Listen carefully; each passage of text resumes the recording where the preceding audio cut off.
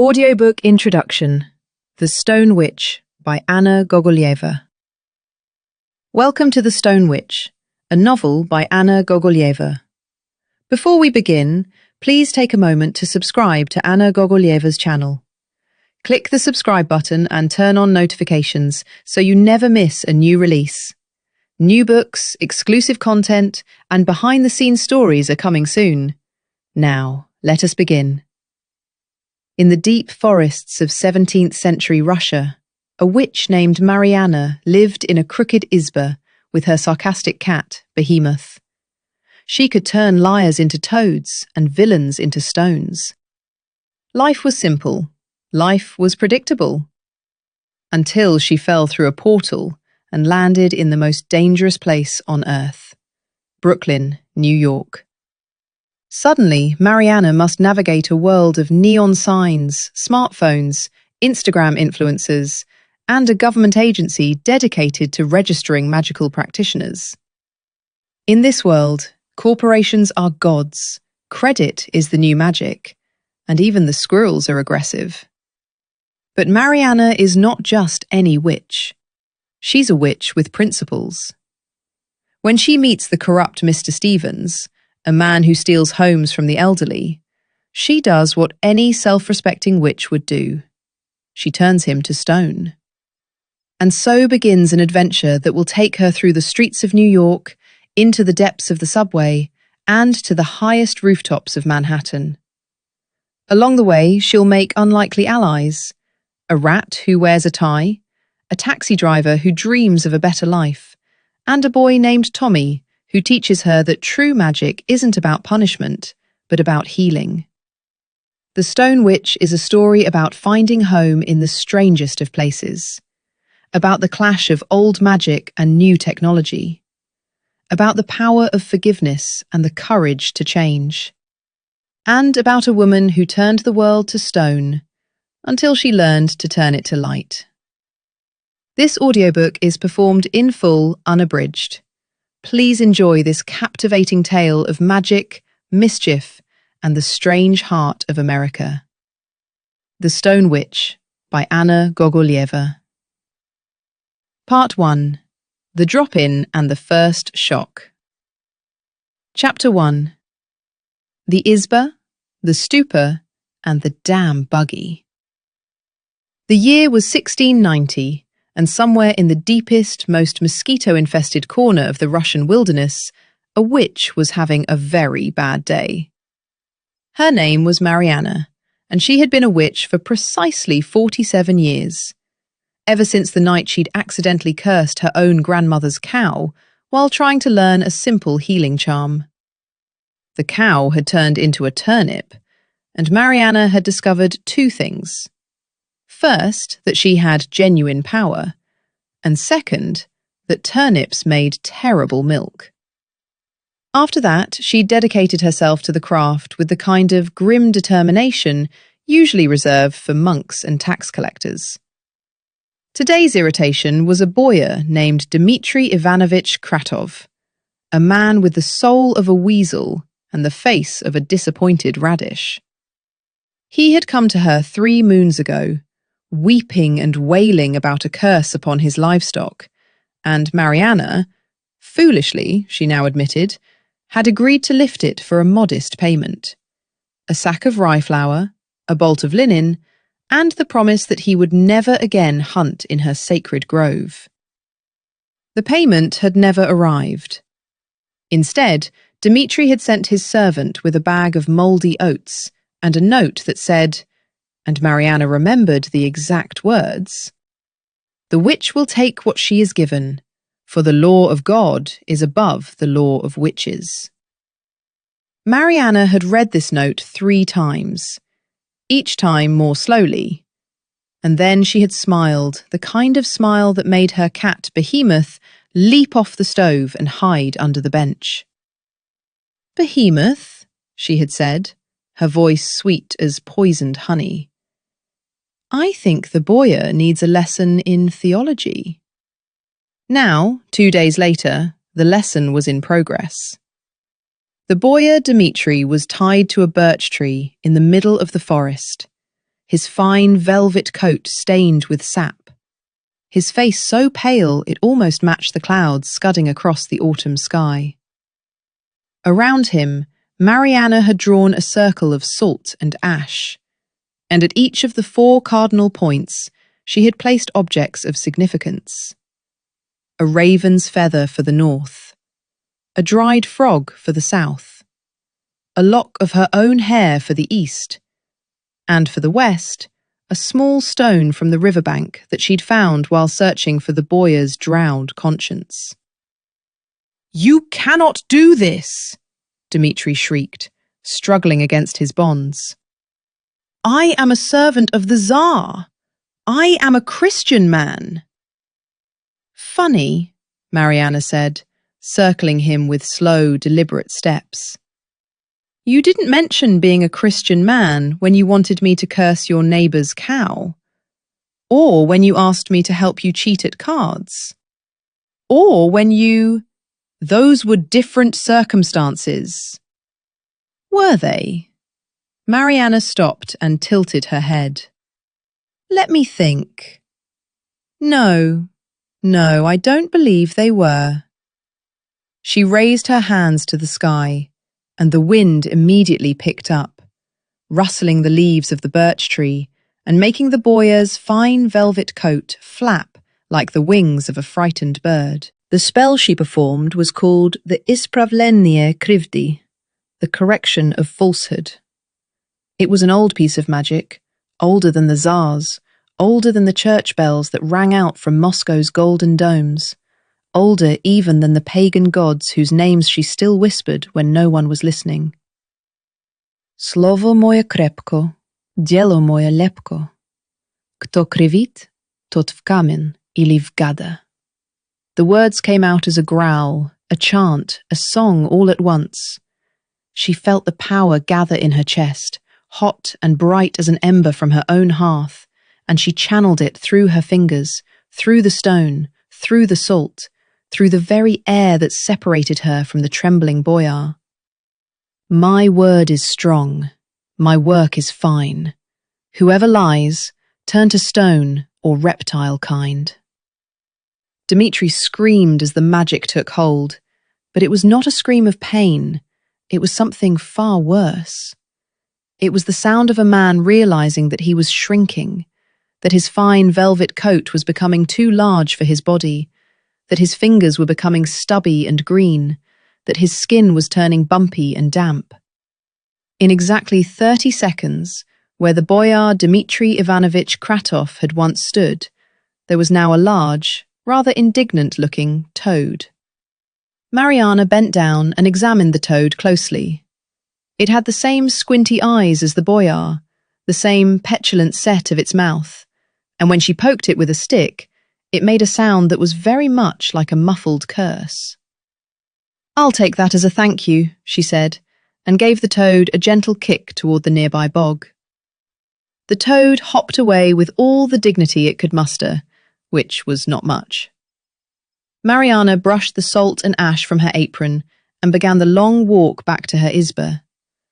The forest was growing dark, the autumn light filtering through the birch and pine in thin golden ribbons. She could hear the wolves starting to gather in the distance, and she made a mental note to leave them some scraps from tonight's dinner. It was always better to keep the local predators well fed and docile. Her izba sat in a small clearing, ancient and crooked, and so full of magical energy that on clear nights you could see a faint green glow emanating from the cracks between the logs.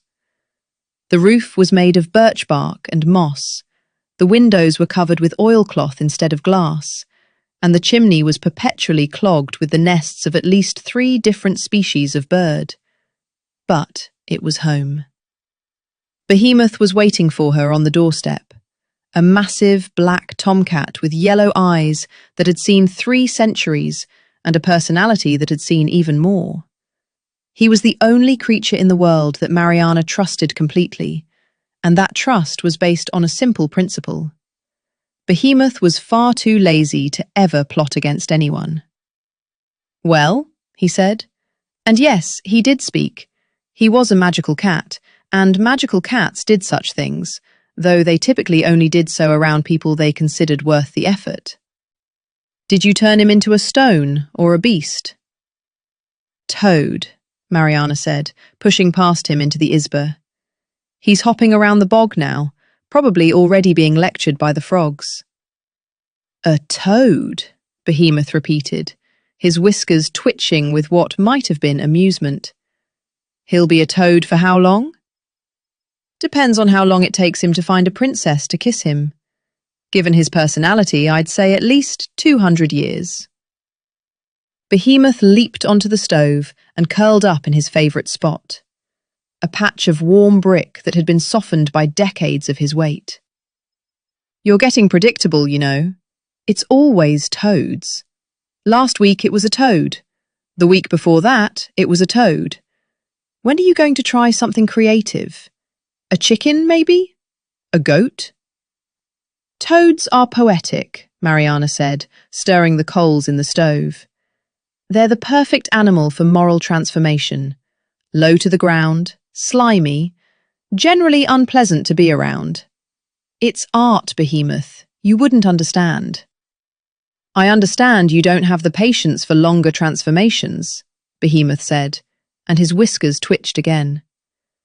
A chicken would take 3 days of work. A toad takes 30 seconds.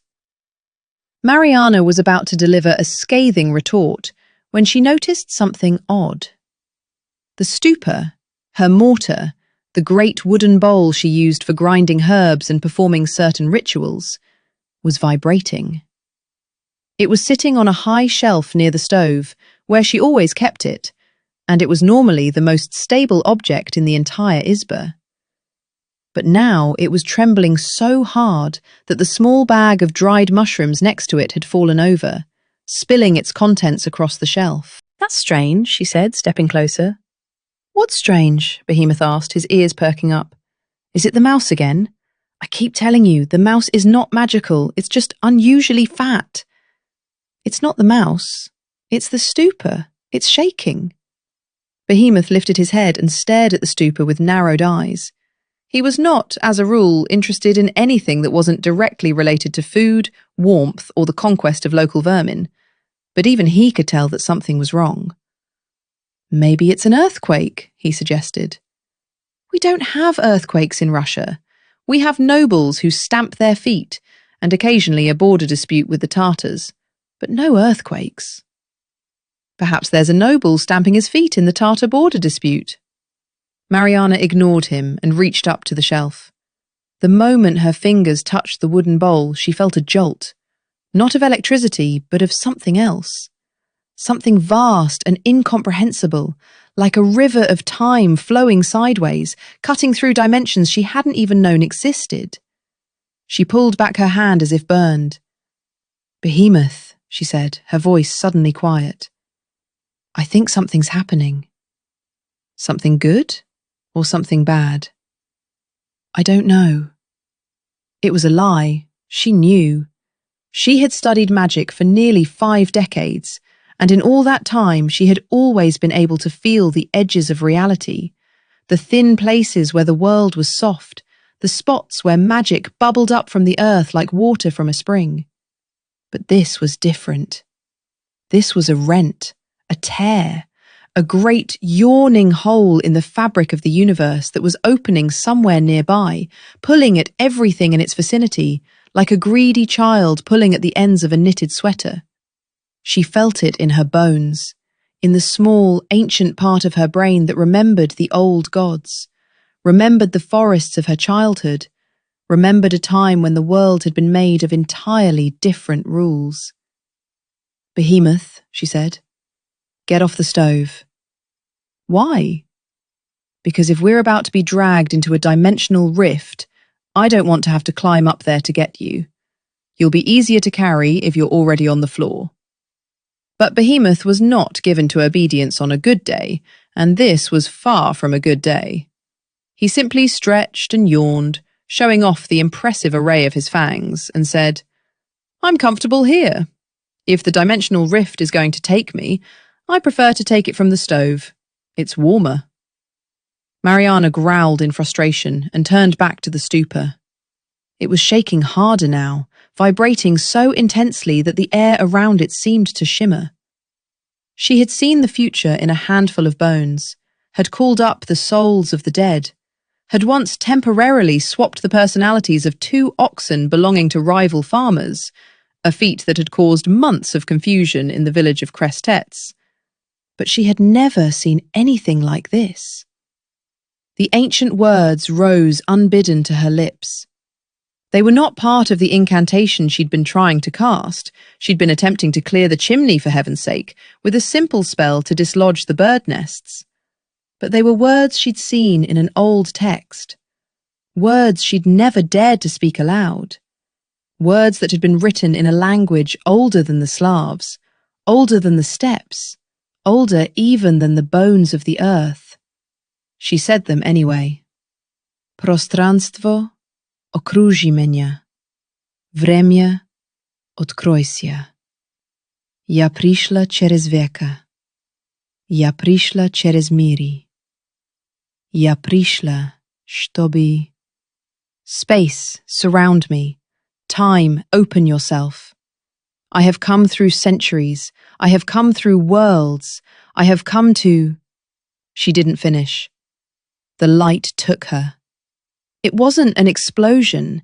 It was more like a dissolving, a sudden, violent sensation of being unthreaded, of every part of her being pulled apart and pushed back together in the same instant. She had time to scream, to grab for Behemoth, to clutch the fur of her cat with a grip that would have been brutal even under normal circumstances.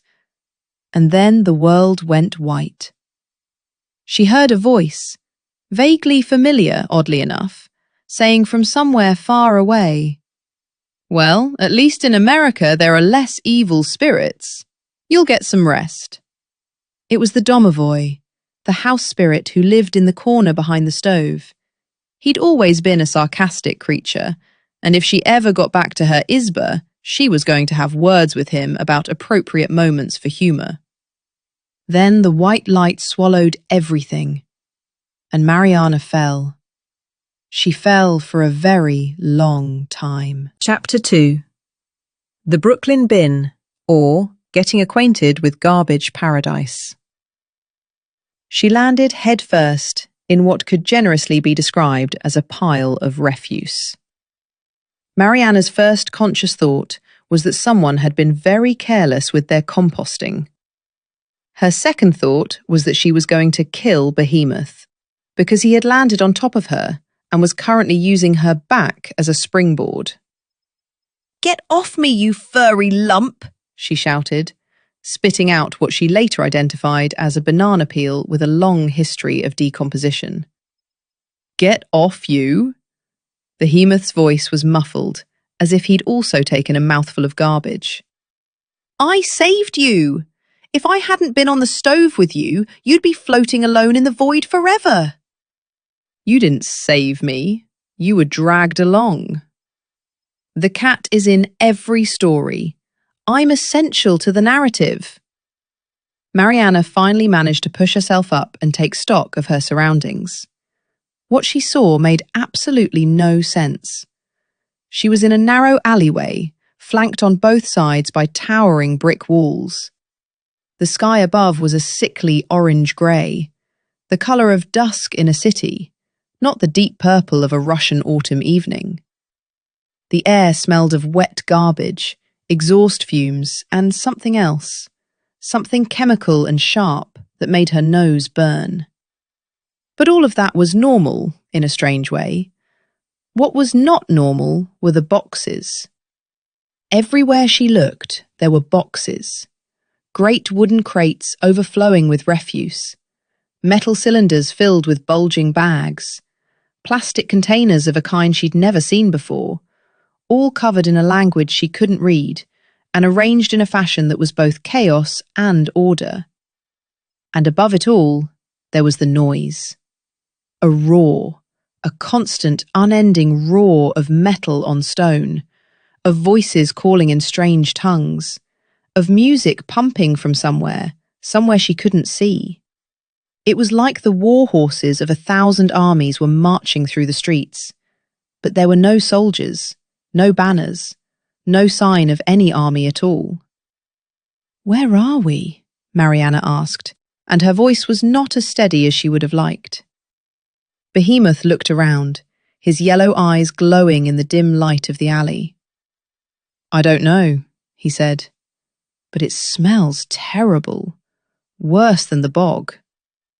The bog has a certain earthy aroma. This is something else entirely. This smells like—" She paused, searching for the right word. "Like people are trying to erase themselves." Erase themselves? Like they're making things that will be thrown away before they're even used. Like they're burying their own existence in these boxes. Behemoth looked at her with something approaching respect. "You got all that from the garbage?" Maryana shook her head, trying to clear the confusion. "There's something strange about this place. The magic here, it's not the same. It's thin, watered down. Like someone's been pouring vodka into a river for 100 years. She tried to stand and promptly fell back onto the garbage pile. Her legs simply wouldn't work. They were shaking, trembling with the effort of supporting her body, and when she tried to reach for the wall for balance, she realized that her entire body was trembling. "The portal," she said, understanding dawning. "It took more out of me than I thought." "Makes sense," Behemoth said. "You don't just jump across dimensions without losing a few feathers, or fur, or whatever you lose."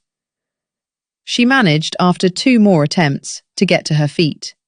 Her voluminous linen skirt was torn, her apron was covered in unidentifiable stains, and her blouse had come partially untucked.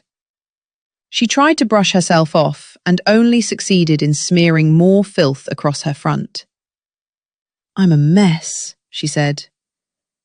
"You're a terrible mess," Behemoth agreed. "Your hair is sticking up in 17 different directions. I count 17. I counted twice." Maryana glared at him and began to walk toward the end of the alleyway. The roar was getting louder, and curiosity had always been her greatest weakness. What she saw when she emerged from the alley was enough to stop her in her tracks. The street, and she realized it was a street, though unlike any she'd ever seen before, was full of people. Hundreds of people, thousands of people, all walking in different directions with terrible urgency, none of them looking at each other. They were dressed in a way that made no sense. Some in long coats that seemed too thin for the weather, some in trousers so tight they must have been constructed by a sadist, some in garments that appeared to serve no practical purpose whatsoever. But it wasn't the people that shocked her. It was the signs. Everywhere she looked, there were signs. Great glowing signs that rose above the street, showing images of food and objects and people doing things she couldn't quite pass. One sign showed a massive piece of meat between 2 halves of bread, and the meat was dancing. Another showed a woman smiling with a mouthful of teeth so white they seemed to be glowing. And the colours, red and yellow and blue and green, pulsating with their own inner light, calling out to her in that strange language she couldn't read. "Behemoth," she said, "I think these people are writing in a magical script." "What makes you say that?" "Because I can't understand it, and I understand most magical scripts, unless it's some old northern variant." She was about to walk closer to one of the signs when a man appeared in front of her. He was tall, bearded, with the kind of face that suggested he had once been handsome but had long since abandoned the effort. "The hell you doing in my bin?" he said. But the words came out wrong, twisted in a way that made her think of a foreign merchant trying to speak Russian at the market. "I'm sorry," she said, switching to the old tongue, the trade language of the forest roots. I don't understand your words. The man squinted at her.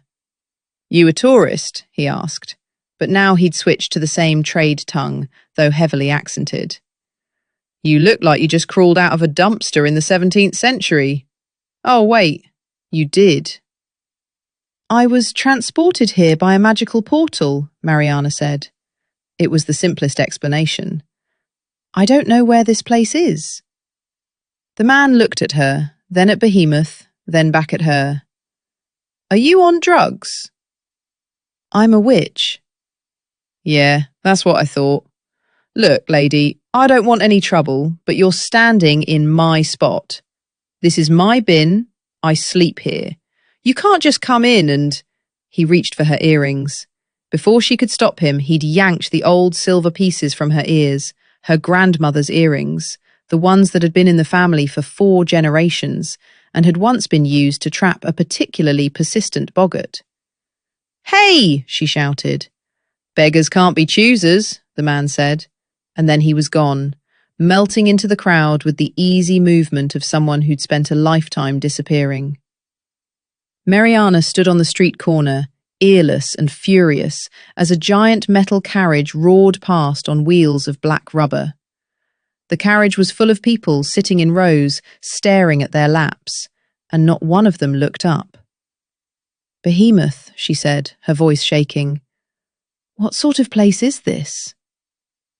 I don't know, he said, but I saw a rat earlier that was wearing earrings of its own. Actual earrings, with pearls. I think we might have gone somewhere extremely strange. There's a rat nearby? Over there, next to that metal box thing. He gestured with his nose. I can smell him. He's watching us. And indeed, when Maryana looked toward the metal box, which turned out to be a newspaper vending machine, though she didn't know it yet, she saw a pair of beady eyes staring out from behind a pile of garbage. But first, she needed food. She was exhausted, weak, and the only thing she'd eaten in the past 12 hours was a turnip soup that had been so thin it was essentially turnip-flavoured water. The man had taken her earrings, but she still had her magic. She approached the newspaper vending machine, a squat green box that was covered in the same incomprehensible script as the signs above. She'd never seen anything like it. It was clearly some kind of container, but there was no obvious lid, no way to open it, except for a small slot that would only accept whatever the shiny metal discs on the street were supposed to be. All right, she muttered. If you won't give me food willingly, I'll take it. She began to whisper an incantation, a mild spell of compulsion that should have convinced the box to release its contents. Otwersi sebe, jaščik, tajny swój. Daj mnie chleb, daj mnie picie, daj mnie жизнь, чтобы я mogła... Open yourself, box, reveal your secrets. Give me bread, give me drink, give me life, that I may... She'd barely finished the first 3 words when the machine exploded. Papers shot out of the slot with such force that they flew across the street, scattering in all directions. News of the city, of the world, of a place she'd never heard of called New York and Brooklyn and America. A terrible screeching sound began to emanate from the top of the box, and Maryana saw a red light flashing from a device that seemed to be more magical than anything she'd ever encountered. Maryana, Behemoth shouted. I think that's an alarm. It's a box. What does it need an alarm for? Suddenly, the street was full of noise, different noise, more urgent noise, the noise of people shouting and running. 2 figures in blue uniforms were approaching, holding devices that seemed to be for projecting sound, and they were shouting incomprehensible things at her. The one clear word she could understand was stop. She didn't need to be told twice. She scooped up Behemoth, hiked up her torn skirt, and ran. Chapter 3. Herbert the Rat, or The First Contract. The subway was not a place Maryana had ever expected to find herself. She stumbled down the steps into the vast, echoing underground, and for a moment she forgot to run. It was like entering the belly of a beast, a massive, roaring creature made of steel and concrete and human desperation. The walls were covered in tiles, cracked and grimy, bearing the marks of generations of travellers. The air was thick with the smell of electricity, oil, and human bodies pressed together in ways that were not quite pleasant. And the sound! The rumble of trains in the distance, the echo of feet on concrete, the endless buzz of overhead lights. It was enough to make a person's head spin. But Maryana was a witch, and witches don't spin. Not in that way, at least. She found a dark corner, a recess near the tracks where a maintenance door had been boarded up, and collapsed against the wall, panting. Behemoth dropped from her arms and sat beside her, licking his paws with an air of profound indifference. "I think," she said, "that this place might be more dangerous than a war zone." "It's certainly louder," Behemoth agreed. Those blue uniforms were frightening.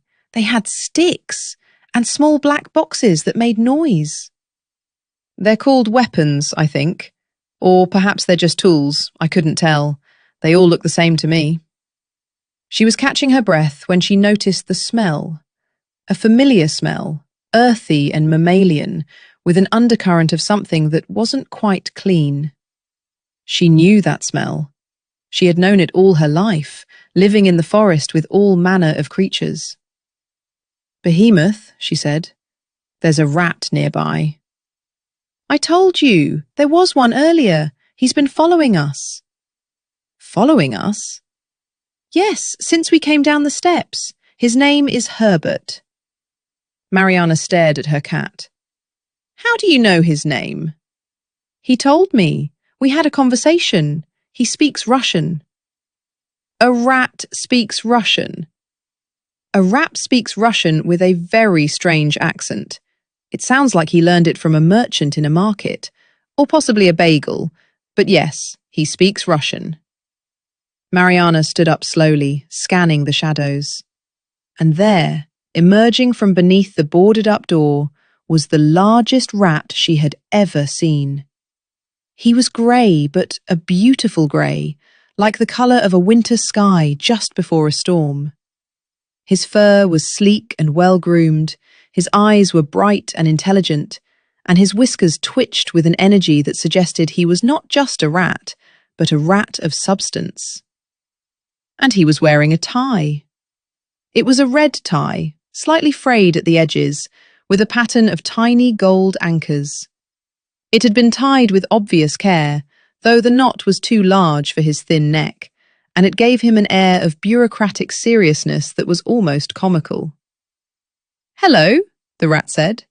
His voice was high and clear, with an odd accent that Maryana couldn't quite place. It was like hearing a Jew from Odessa trying to speak like a merchant from Moscow and failing at both. "You must be the new witch. I've been expecting you." "You've been expecting me?" Maryana said, more than a little shocked. "How could you possibly have been expecting me?" "I'm a rat," the rat said, as if that explained everything. "I know things. News travels fast in the underground, you know. You can't drop a nickel without a rat hearing about it. And you? You dropped yourself into a garbage bin in Brooklyn. That's not the kind of thing that goes unnoticed." Maryana crossed her arms, trying to project an authority she didn't entirely feel. "What do you want, rat?" "I want to make a deal." "A deal?"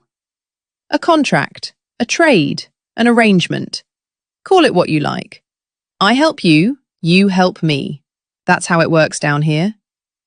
She looked at him suspiciously. "What kind of help could a rat possibly give me?" "Information," Herbert said. "Connections. Protection. You don't know this city, witch. You don't know its rules. You think you can just walk through the streets, casting spells and making people disappear. That's not how it works.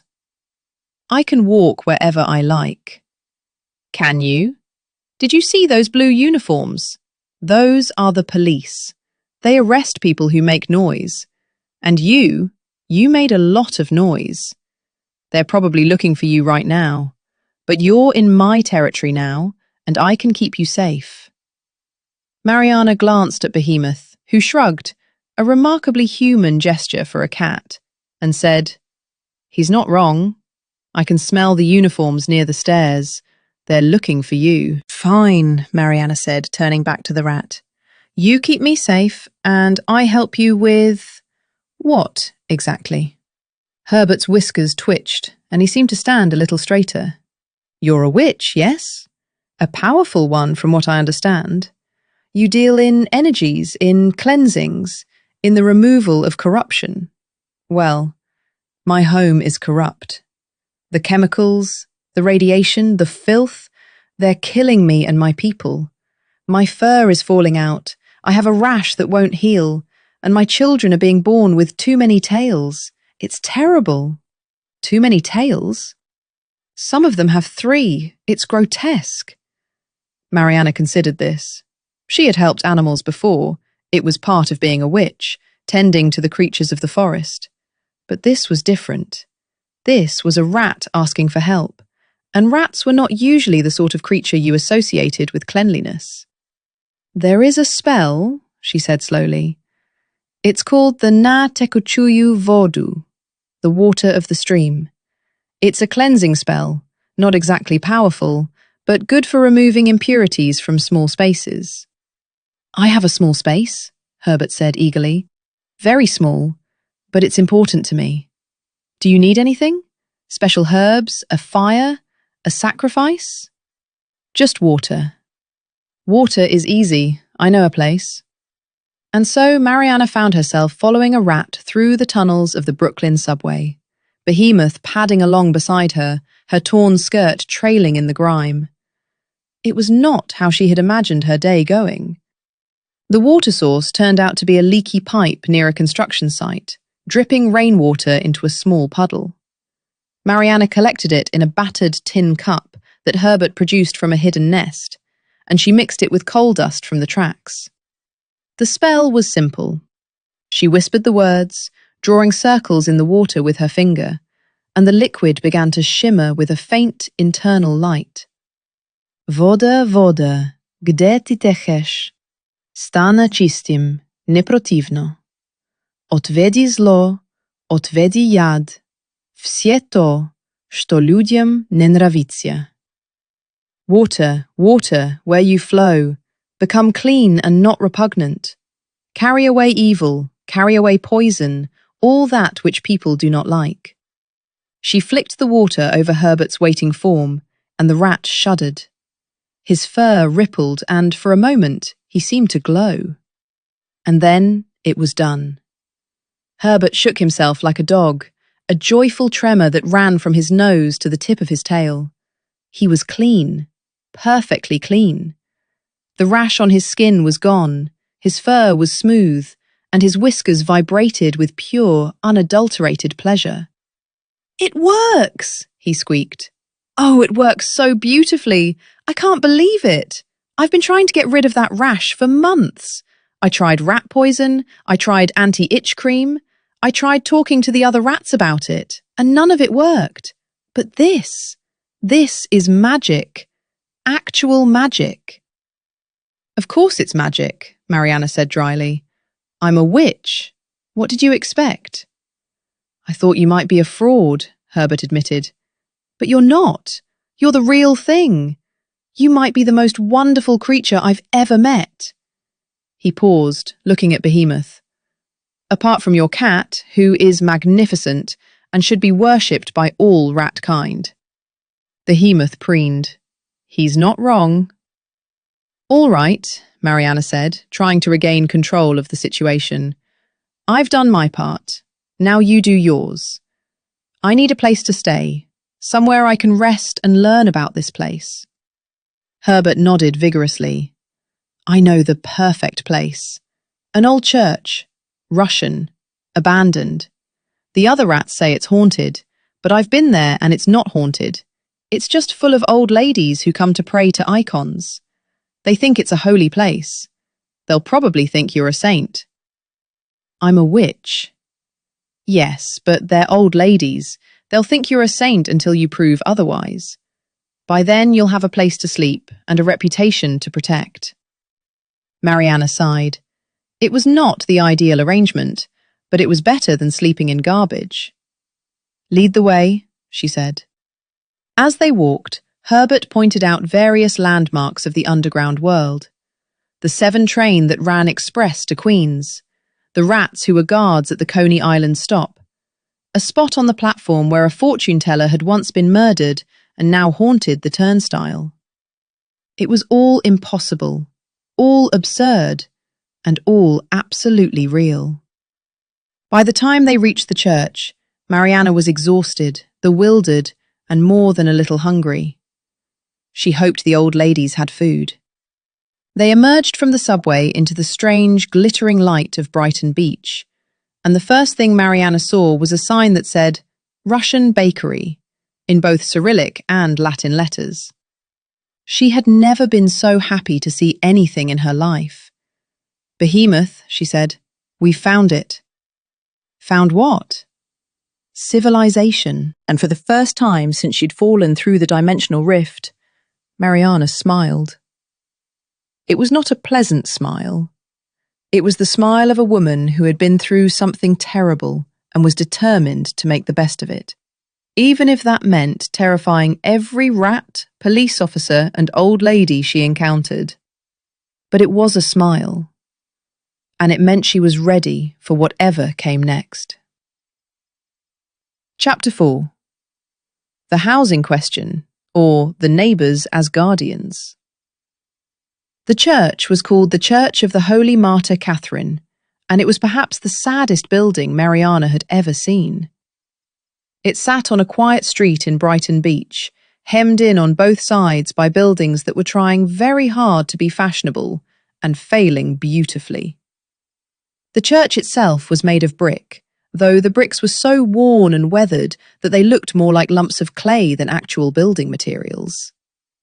The roof was missing several tiles, the windows were covered in grime, and the front door was held together by nothing more than faith and a single stubborn lock. But it had been a Russian church once. You could tell by the onion dome, a bulbous golden curve that now showed only traces of its former glory, and by the faded icons that still hung in the broken windows, remnants of a faith that had travelled across oceans and survived despite everything. This is it, Herbert said, gesturing with his nose. Home sweet home. For you, I mean. I live in the subway. It's more practical. It's perfect, Maryana said, and for once she meant it. She pushed open the door.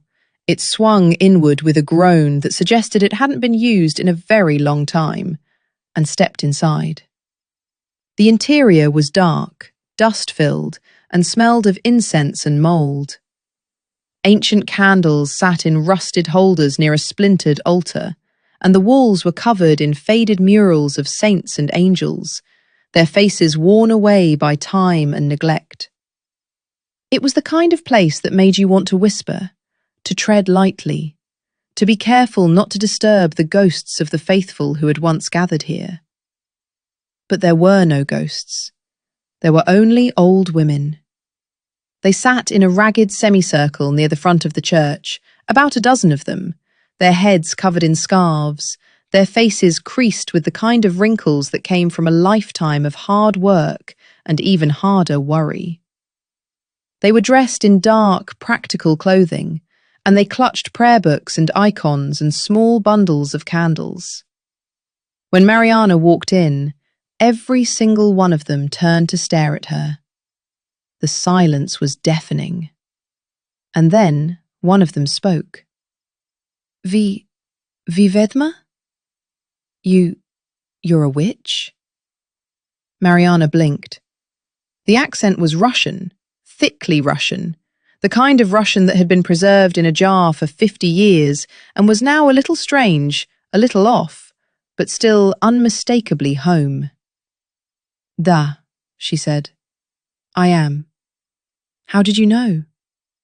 The old woman who had spoken, She had a face like an apple that had been left out too long, all wrinkles and sweetness, stood up and approached Maryana with a reverence that was almost alarming. "We've been expecting someone," she said, crossing herself. "A miracle," the priest said. "A sign from God. But this is better." "I'm not a sign from God," Maryana said, slightly alarmed. "I'm a witch. I do magic. I don't do miracles." Same thing," the old woman waved her hand dismissively. "You're here, that's what matters. We've been having problems. Bad problems. My husband, he was stolen by a younger woman. My neighbour, she won't stop playing her music too loud. My daughter, she's not calling me. Can you fix these things?" Maryana stared at her. "What?" "My husband. He's a good man, just confused. If you could put a curse on that woman, make her ugly, make her husband start hitting her, that would be good. Also, my neighbour, she should lose her hearing. Temporary, just for a week. And my daughter, she should call me every day." "I can't do any of that." "Why not? You're a witch, yes? Witches do curses. I know about witches. I'm from Ukraine originally. We know about witches." Maryana felt a headache beginning to form behind her eyes. "I don't do curses for revenge," she said, as patiently as she could manage. "I clean things. I purify. I chase away evil spirits. I don't make people ugly or deaf." "Then what use are you?" It was a fair question, and it stung more than Maryana wanted to admit. She had been called many things in her life: fearsome, terrifying, a curse on the land. But she had never been called useless. "I can help you with your problems in other ways," she said, trying to regain some control. "How do you feel about cleansing rituals?" "My feet hurt," one of the other old women piped up. "Can you fix my feet?" "I can try." "My back is killing me. The pain is terrible. My doctor says it's arthritis, but I think it's a curse." "I don't think it's a curse," Maryana said. "I think it's arthritis." "But you could make it better with your magic." Maryana sighed. "I can try, but I need materials. Thread, water, some of your hair, and a quiet place." "We have all of those," the first old woman said. "I have thread, and I have water, and I have hair. Follow me."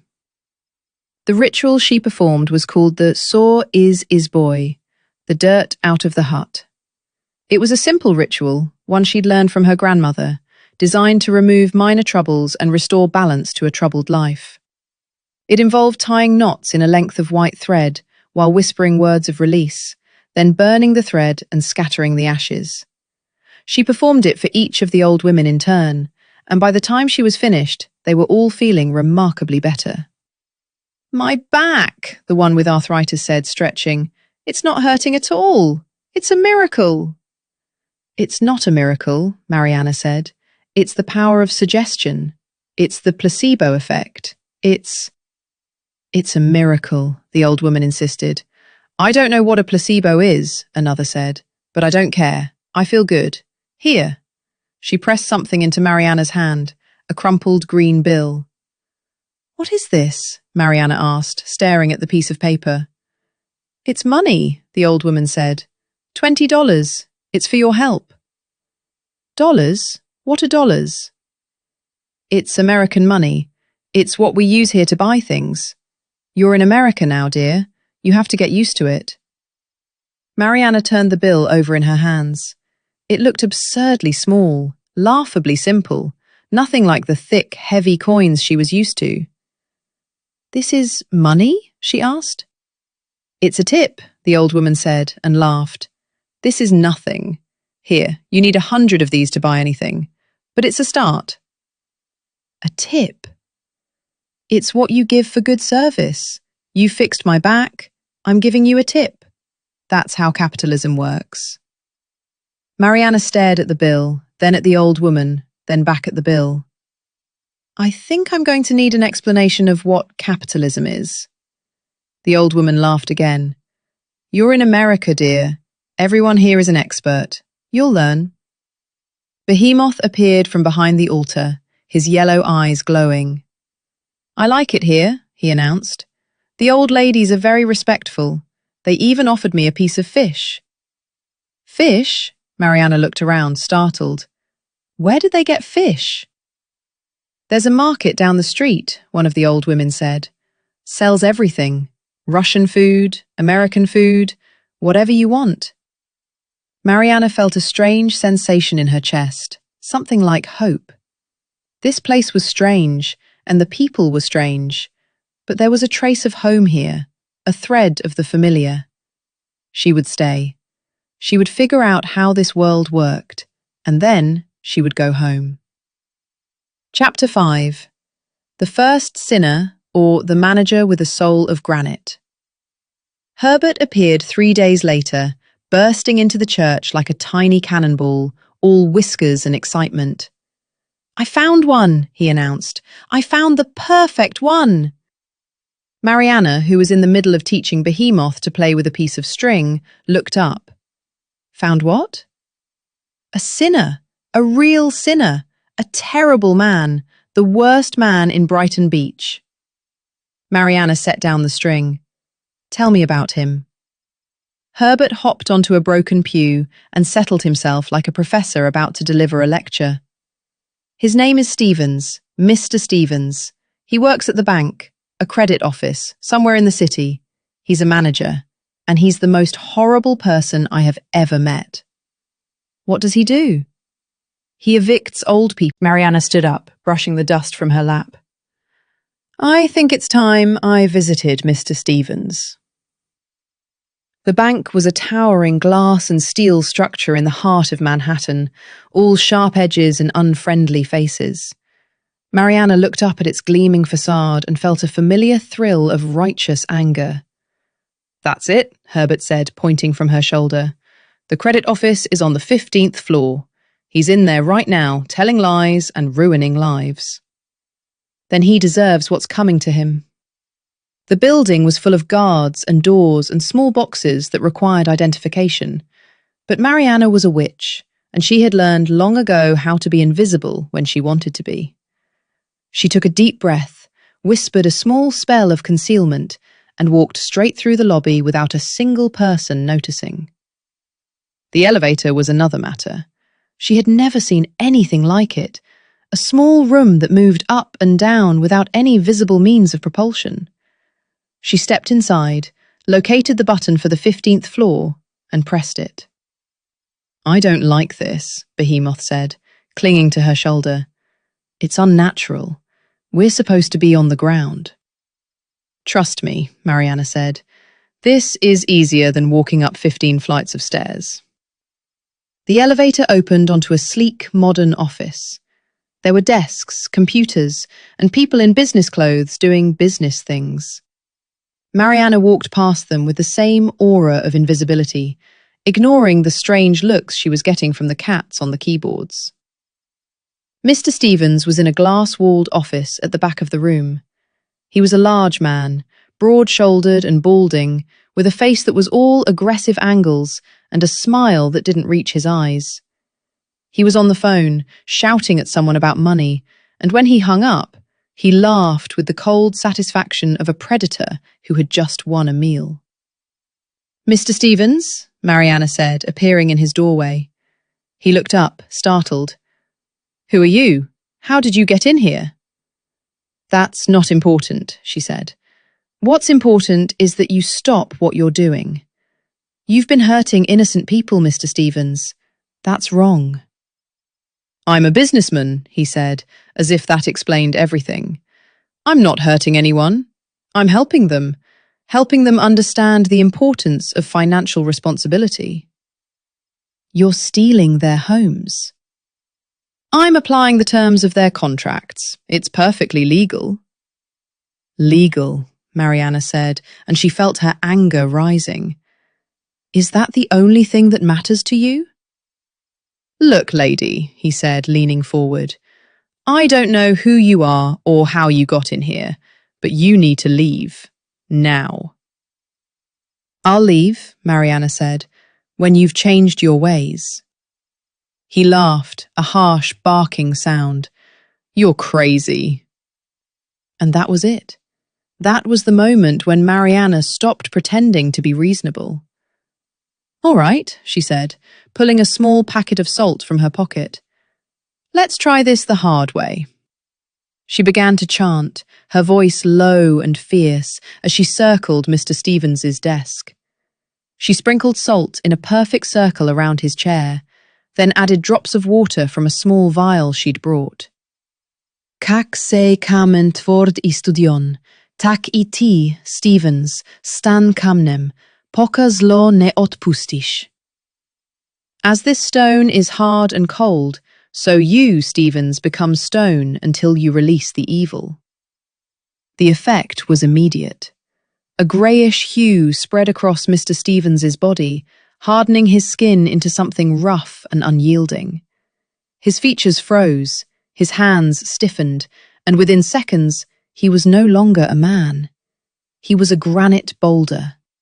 A perfect, smooth, granite-coloured boulder with tiny, incised features that vaguely resembled his face. Good, Maryana said, stepping back to admire her work. That's exactly what I wanted. She heard a scream from the hallway and looked up to see a young woman staring in horror at the scene.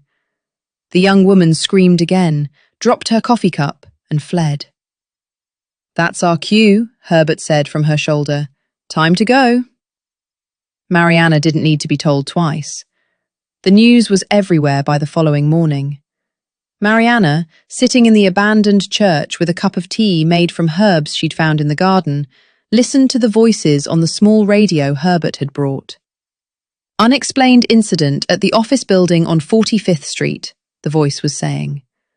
A man appears to have been transformed into some kind of geological formation. Geologists are baffled. Police are calling it a prank. The man's identity has not been released, but witnesses say... Geological formation, Behemoth repeated, his whiskers twitching. That's one way to put it. I like it, Maryana said. It's dramatic. You've started something, Maryana. The police are going to find you. Let them find me, she said. I'll turn them into stones too. But there was no danger. The police never found her. The news cycle moved on to something else. A car accident, a political scandal, a reality show finale, and Mr. Stevens became nothing more than a strange story, a piece of urban legend. But Maryana knew he was there, trapped in a museum somewhere, a silent monument to his own greed. And she knew she would do it again. Part 2. The Magical Safari Across America. Chapter 6. Bloggers, Info Gypsies and Envious Witches. The news of the geological manager spread through Brighton Beach like wildfire through a dry forest.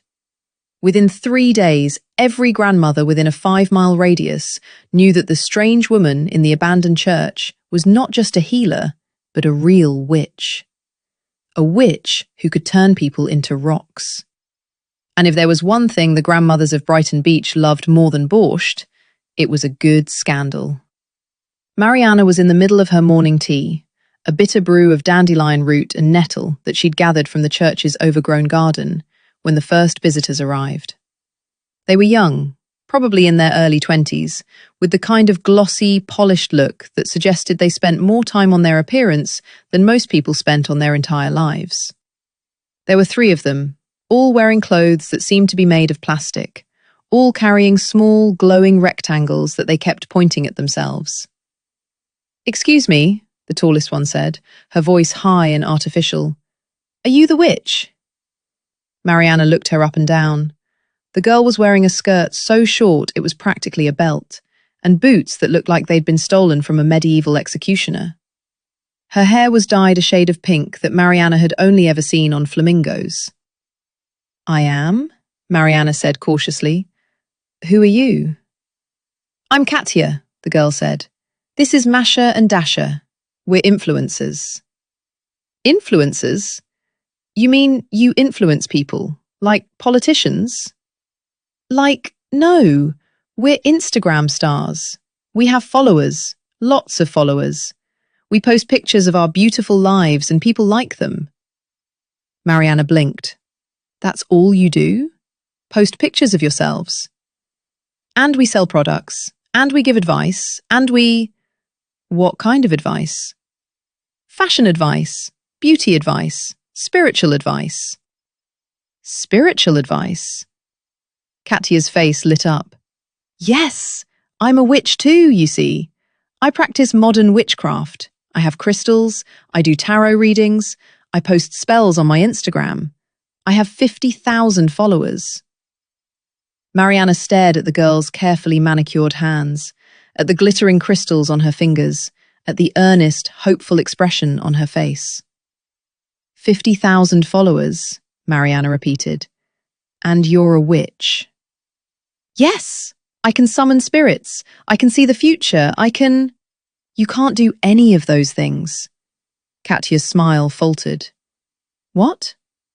You're not a witch. You're a child playing dress-up. You don't know the first thing about real magic. I have crystals. I have a book of shadows. None of that is magic, Maryana said flatly. Magic is not something you buy at a shop. It's not something you post on a glowing rectangle. It's something you are, something you become, something you pay for with blood and bone and years of your life. You haven't paid anything. The three girls exchanged glances. The one called Masha, she had blue hair and a nose ring, stepped forward. Look, we don't want to fight, she said. We came because we heard about the stone thing, the manager.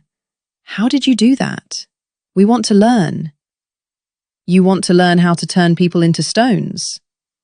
Yes, for a challenge, a viral challenge. Imagine the content. We could do a whole series. Maryana felt the familiar stirring of rage in her chest. These children, these foolish, empty-headed children, had come to her to turn human suffering into entertainment. They had come to her to take the most sacred thing in the world, power, real power, and reduce it to a game. No, she said. No? What do you mean, no? I mean, no. You don't get to learn magic. You don't get to be witches. You don't get to play with forces you don't understand. Now get out of my church. Hey, we're not going anywhere, Dasha said, crossing her arms. We paid good money for those crystals. We're real witches. You can't just... Maryana stood up.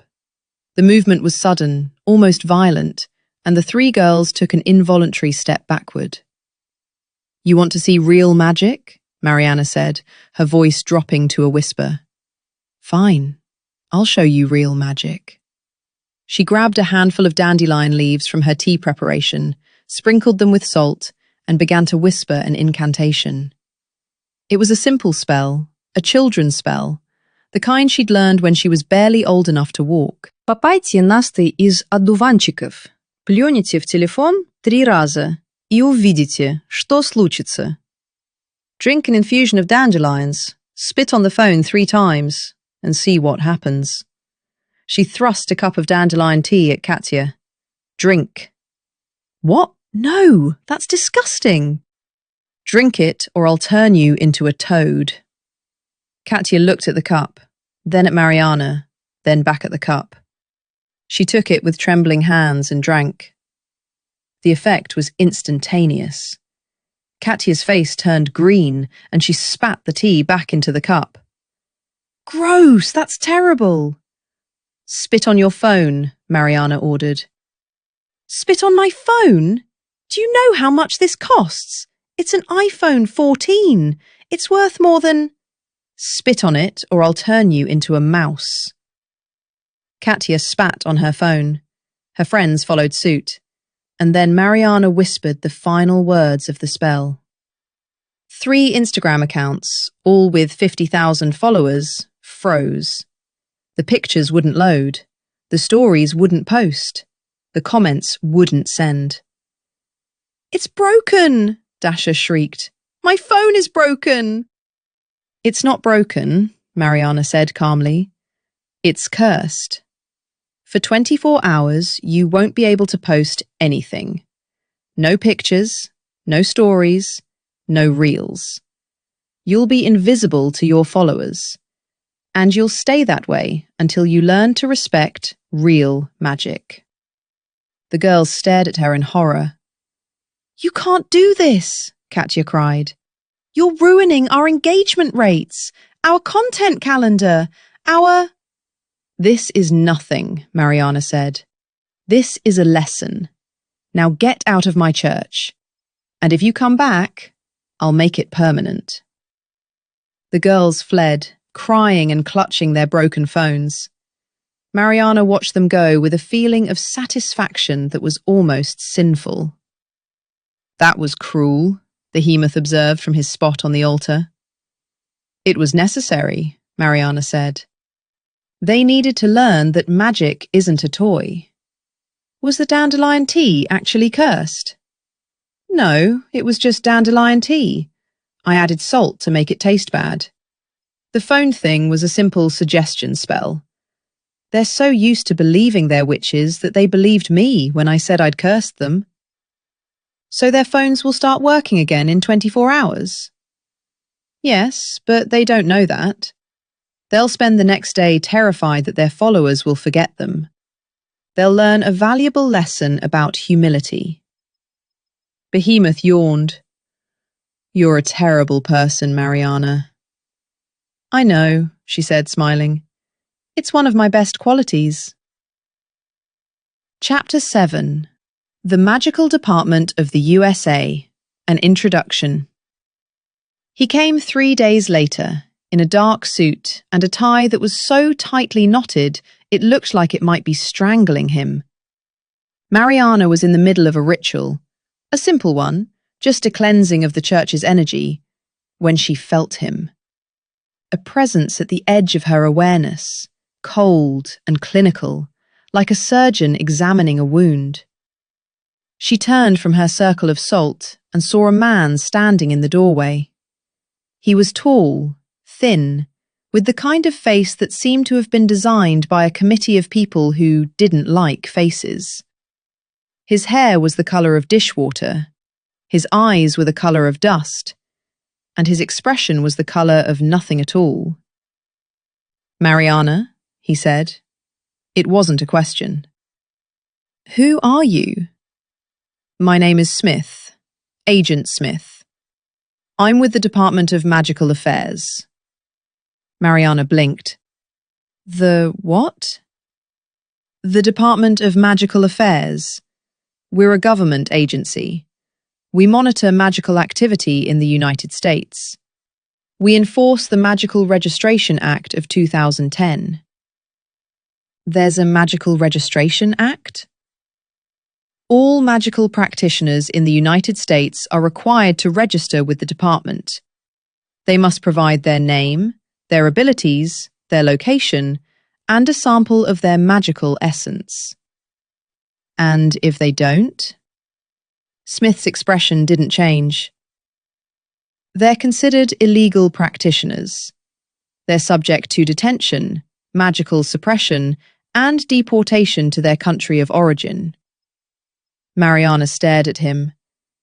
"You're joking." "I never joke, Ms. Maryana." But a government agency for magic. Who do you report to? The Tsar?" "The President." "The President? What's a president?" Smith's lip twitched. "You're not from around here, are you?" "I'm from Russia. The real Russia. The one where the Tsar rules and witches live in the forest." "Ah," Smith said. "An immigrant. That explains a lot." He reached into his pocket and pulled out a small device, a crystal on a metal chain, which began to glow faintly as he held it near Maryana. You have significant magical energy. Highly significant. You're a level 7 practitioner, at least. A level what? It's our classification system. Level 1 is a dabbler, someone who can light a candle with their mind. Level 10 is a world destroyer. You're somewhere in the middle, but on the high end of the middle.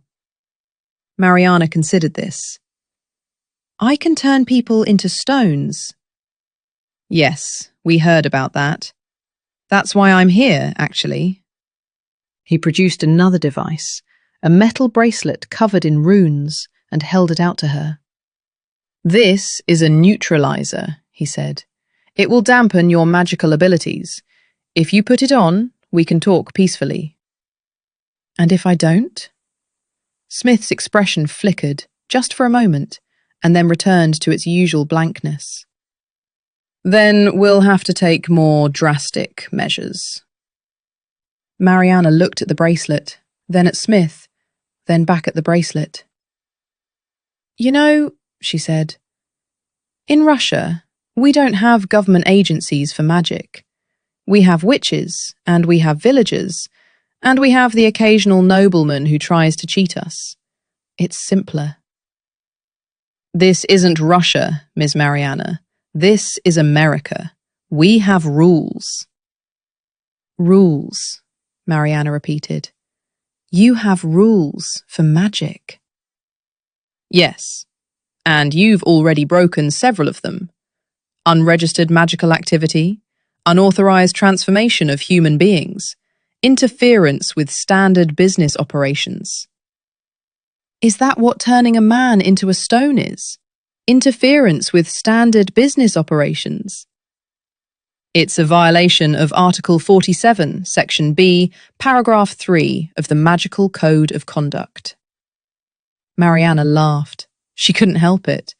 It came out as a bark, a wild, hysterical sound that echoed off the church walls.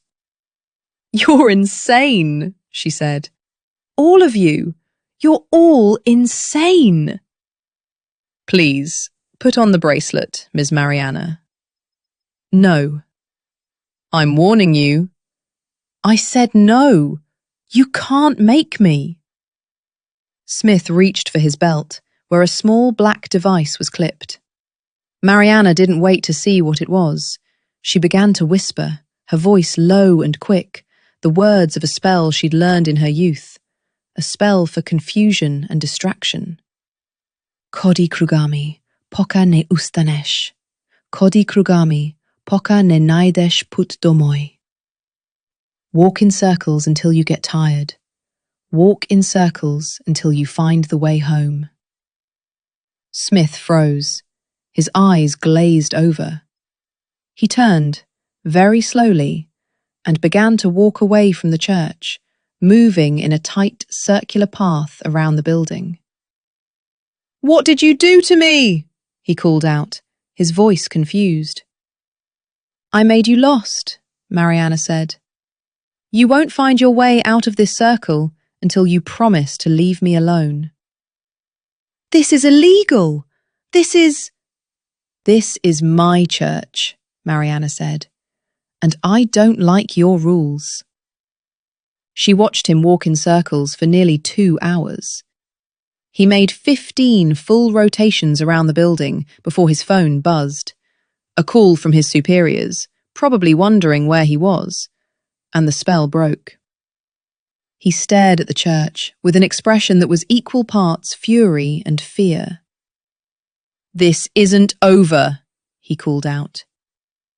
It's over for today, Maryana called back.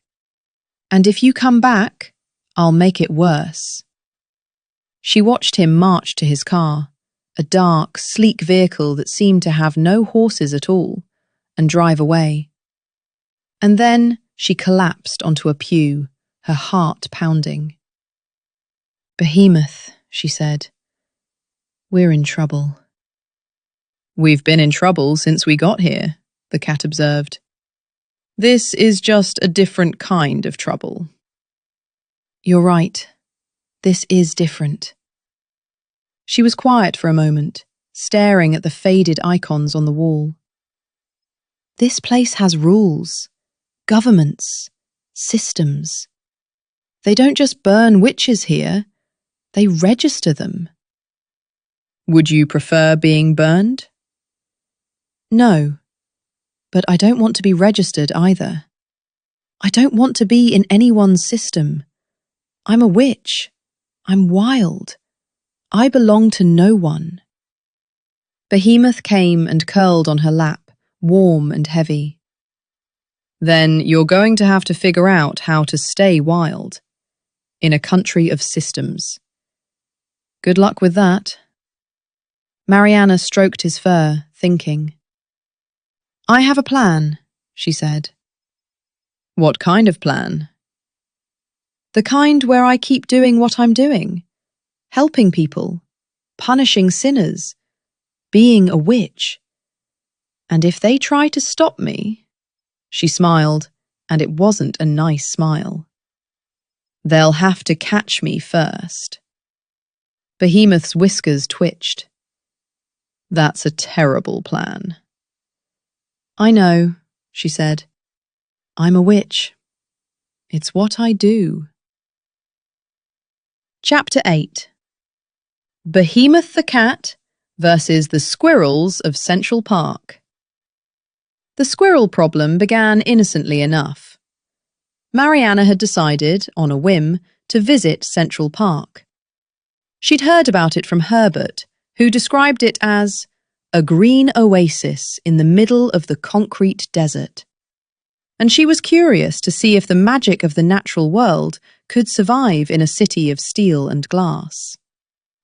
The park was beautiful. She had to admit that. Trees of all kinds, green and lush, their branches stretching toward a sky that was almost blue. People walking and running and lying on the grass, enjoying the sunshine like it was the most natural thing in the world. It was the squirrels that ruined it. She'd barely stepped onto the main path when she saw the first one. It was huge, larger than any squirrel she'd ever seen in Russia, easily the size of a small cat, and it was staring at her with an intensity that was frankly unsettling. It's just a squirrel, Behemoth said from her shoulder. They're everywhere. Very jumpy, very dumb. This one doesn't look dumb, Maryana said. This one looks aggressive. The squirrel chittered. It was a high, angry sound, and it was answered by another squirrel, and another, and another. Soon the trees were filled with chittering, and the air was thick with the sound of small, angry animals. I don't like this, Maryana said. And then they attacked.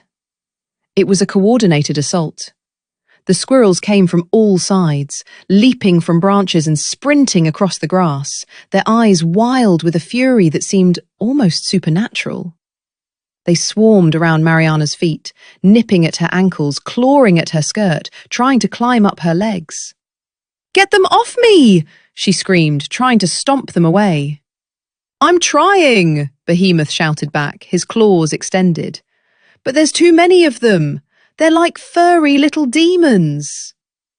The squirrels were everywhere, on the path, in the trees, even falling from the sky as they leaped from branch to branch in their quest to reach the witch. One particularly large squirrel managed to latch onto Maryana's shoulder, and Behemoth had to swat it away with a paw. "These are not normal squirrels," Behemoth shouted. "Normal squirrels are not that fast, or that strong." "I know! They've been cursed." "Cursed? By who?" "I don't know, but someone's done something to them. They're full of something, some kind of energy." She managed to get a good look at one of the squirrels as it ran past. Its eyes were bright, too bright, almost glowing, and there was a strange smell coming from it, something sharp and chemical. "Behemoth," she said, realization dawning. They've been eating things. Things that aren't food. There's something in the trash, something that's making them crazy. What kind of thing? The kind of thing that would make a squirrel attack a person. She backed away from the swarm, trying to think. A cleansing spell would work, but she needed something to focus on, something to calm them down. She searched her pockets and found a small piece of cheese, a treat Behemoth had been saving for later. It was a long shot, but it was all she had. Bogatir ili doch, smiri zverinuju zlobu. Jedi sir I zabud o gnieve. Hero or daughter, calm the animal's anger. Eat cheese and forget your rage. She threw the cheese onto the ground. The squirrels paused, sniffing the air. And then, as if by a single command, they all descended on the cheese, fighting over it, devouring it. And then they went to sleep. One by one, they curled up on the grass, their eyes closing, their bodies relaxing. Within minutes, every squirrel in the clearing was sleeping peacefully. Interesting, Behemoth said. You made them drowsy. With cheese. It wasn't the cheese, Maryana said. It was the spell. I cast a spell of calming on the cheese, and they ate it. Now they're calm. You realize what this means, right? What? Behemoth looked at her with an expression that was almost pitying. Someone filmed that. Someone filmed the whole thing. We're going to be famous. And indeed, when Maryana looked up, she saw a tourist standing nearby, his phone raised, his mouth hanging open in amazement. You just hypnotized a bunch of squirrels, he said. With cheese. I'm a witch, Maryana said wearily. It's what I do. The tourist grinned. This is going straight to YouTube. You're going to be viral. Viral? What's viral? Millions of people are going to see this video. Maryana felt a headache forming behind her eyes. Millions of people? At least. Probably more. You're a star now. She sighed. In Russia, witches were feared. In America, it seemed, they were just content. Chapter 9. The Taxi Driver Emigrant, or Lessons in Capitalism. The taxi was a yellow box on wheels, driven by a man named Misha, who had the soul of a Russian poet and the face of a Bulgarian wrestler. Where to? He asked in heavily accented English. Maryana gave him the address of the church, then leaned back in the seat and watched the city scroll by. The taxi was like a tiny room on wheels, and she couldn't stop marveling at it. Where are you from? Misha asked, glancing at her in the rearview mirror. The forest, she said. The forest? Which forest?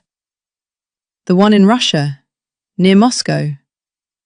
Misha's eyes lit up. You're Russian. I'm Russian. Well, I was Russian. Now I'm an American.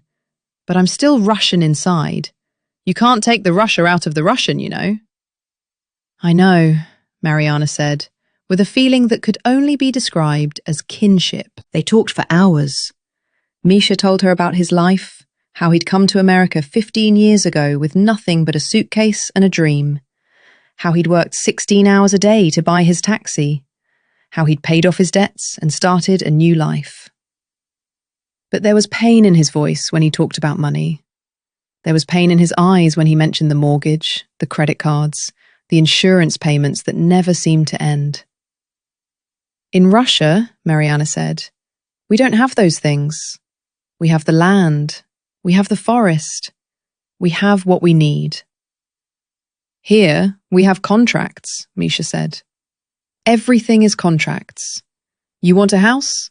Contract. You want a car? Contract. You want to go to the doctor? Contract. It's a cage. A beautiful, golden cage. Then why do you stay? Misha was quiet for a moment.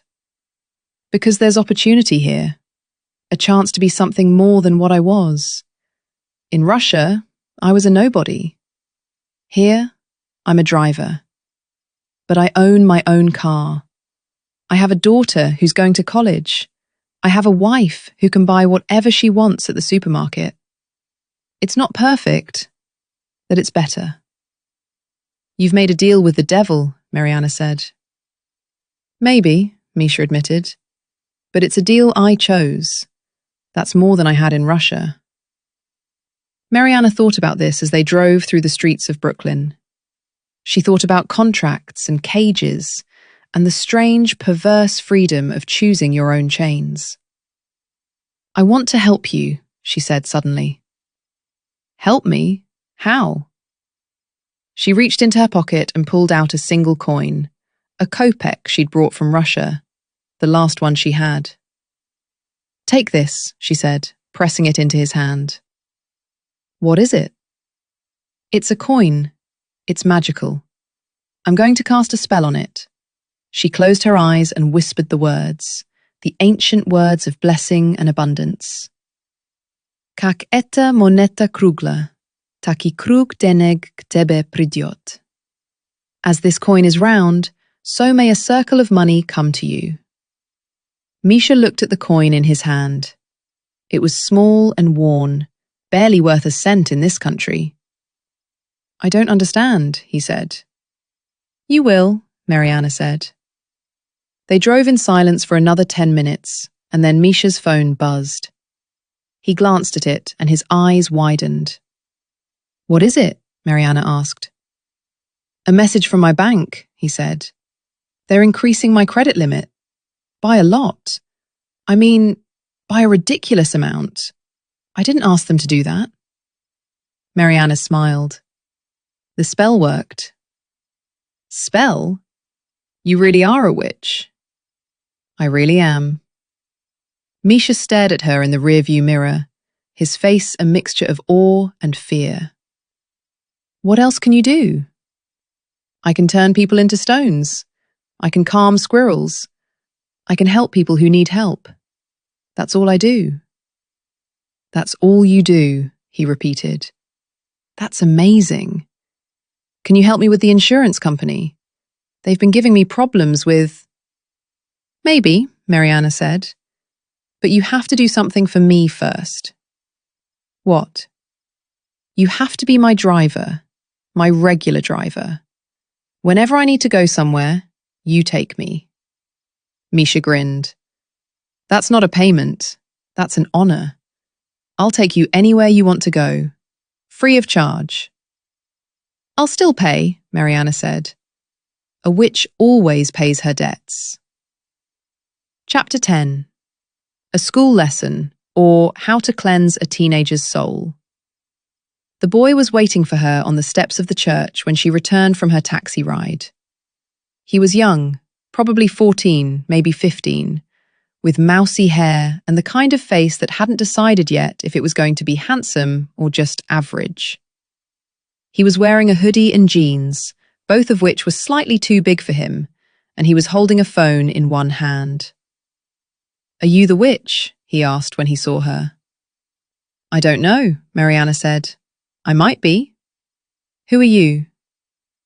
I'm Tommy. My dad's a cop.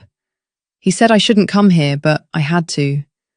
I saw the video, the squirrel video. It's like all over the internet. The internet, Maryana said, trying to understand. That's the thing with the glowing rectangles? The internet is...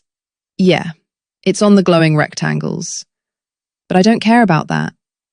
I came because I need your help. Maryana sat down on the steps beside him. What kind of help? Tommy was quiet for a long moment. He looked down at his hands, his fingers playing with the hem of his hoodie. I have cancer, he finally said. Leukemia. The doctors say I need treatment. Chemotherapy. They want to put me in the hospital. But I don't want to go. I've seen what happens to people in the hospital. They get sicker. They get worse. They die. Maryana felt her heart tighten. She'd seen death before, seen it many times, but children were different. Children were supposed to be the future, not the past. The hospital, she said carefully. Why don't you want to go? Because it's scary. I don't want to be stuck in a bed with needles and machines. I don't want to be alone. I don't want to be afraid. You're afraid of dying? No. I'm afraid of suffering. I'm afraid of being in pain all the time. Maryana nodded. It was a fair point. I can help you, she said. Not with a cure, I'm not a doctor, but I can help with the pain, and I can help with the fear. How? She reached into her pocket and pulled out a small vial of water. Water she'd brought from the church. Water that had been blessed and sanctified. Water that had been waiting for a purpose. Drink this, she said. What is it? Water, just water, but I've blessed it. I've said words over it. It will help. Not with the disease, but with everything else. Tommy looked at the vial, then at Maryana, then back at the vial. Are you sure it's not poison? He asked. I'm a witch. We don't poison people. We turn them into stones. It's more dramatic. Tommy laughed, a nervous, relieved laugh, and took the vial. This is worth a try, he said, and drank. The effect was immediate. The tension drained from his shoulders, the fear from his eyes. He sat up straighter, breathed easier, and the colour returned to his cheeks. Wow, he said. That's amazing. I feel good. Not like I'm going to die, like I'm going to live. That's the water, Maryana said. It's not a cure, but it's a help. You still need to see a doctor. You still need treatment. I know, but I'm not scared anymore. Good, she smiled. Fear is the worst part of any disease. The body can heal if the mind is willing. Tommy stood up, brushing off his jeans. Thank you, he said. I mean it. You saved me. You saved yourself, Maryana said. I just gave you a little push. I have to go, he said. My dad's probably worried, but I'll come back if I need more water or if I just want to talk. You're always welcome, she said. He walked away, his step lighter than it had been when he'd arrived. He's a good boy, Behemoth observed from the doorstep. He is, Maryana agreed. He's the kind of boy who could change the world, if he survives. He will, the cat said with surprising certainty. I can smell it on him. He's got the same stubbornness you do. I don't know if that's a compliment or an insult. Neither do I, Behemoth admitted. But it's true. Maryana watched Tommy disappear around the corner, and she felt something she hadn't felt in a long time. Hope. Maybe this place wasn't so bad after all. Maybe there was something here worth saving. Part 3. Development of the conflict and betrayal. Chapter 11. The geological scandal, or When Stones Began to Speak. It started with a whisper. The stones, all 10 of them, the men and women Maryana had transformed into granite monuments to their own sins, began to sing. Not a musical singing, not exactly. It was more like a vibration, a low hum that resonated deep in the bones of anyone who came near. At first, the scientists at the museum where the stones were housed thought it was some kind of equipment malfunction. They checked the HVAC systems, the electrical wiring, the foundation of the building itself. Nothing. The humming continued. Then, the words began to appear. It happened overnight. One morning, the security guard making his rounds noticed that the surface of the largest stone, the one that had once been Mr. Stevens, the credit manager, was covered in faint markings. They looked like letters, but not quite. They were symbols, old symbols, the kind that had been carved into stones since the dawn of time. "What is this?" the guard said, leaning closer. "Is this some kind of prank?" He took a photo with his phone. The markings were too faint to read, but he could see the shape of them. Loops and curves and sharp angles that seemed to tell a story. The story of a man who took everything and gave nothing back. "We're calling in a specialist," his supervisor said when he reported it. "Someone from the university." The specialist was a professor from Harvard named Jonathan Whitmore, a tall, thin man with wire-rimmed glasses and the kind of enthusiasm that only the truly nerdy could muster. He spent 3 hours examining the stone with a magnifying glass and a portable spectrometer. "This is remarkable," he said, his voice trembling with excitement. "These markings, they're not carved, they're not painted. They're growing from the stone itself. It's like the rock is remembering something." Remembering what? Everything. The stone is recording. It's writing down its own history, or rather, the history of the person it used to be. He published his findings in a prestigious journal, and the response was immediate. The geological community was fascinated. The archaeological community was skeptical. The media was voracious. "Enigmatic stones reveal ancient runes," the headlines screamed. "Scientists baffled by singing boulders." And then the stones began to sing more loudly. They sang at night, a chorus of low, mournful notes that could be heard from blocks away. They sang of greed and cruelty and all the tiny sins that people committed every day. They sang of the men who cheated the poor, the women who stole from the weak, the children who grew up to be no better than their parents. And the words on their surfaces became clearer, more legible, until anyone could read them. "I took their homes," the Stevens stone read. "I laughed while they cried. I am a monster wearing the skin of a man." "Your stones are confessing to crimes," the newspapers announced. "Singing boulders reveal dark pasts." Maryana read these headlines in the abandoned church, sipping her dandelion tea. "I've started something," she said. "You've started a lot of things," Behemoth observed. "This is just the latest."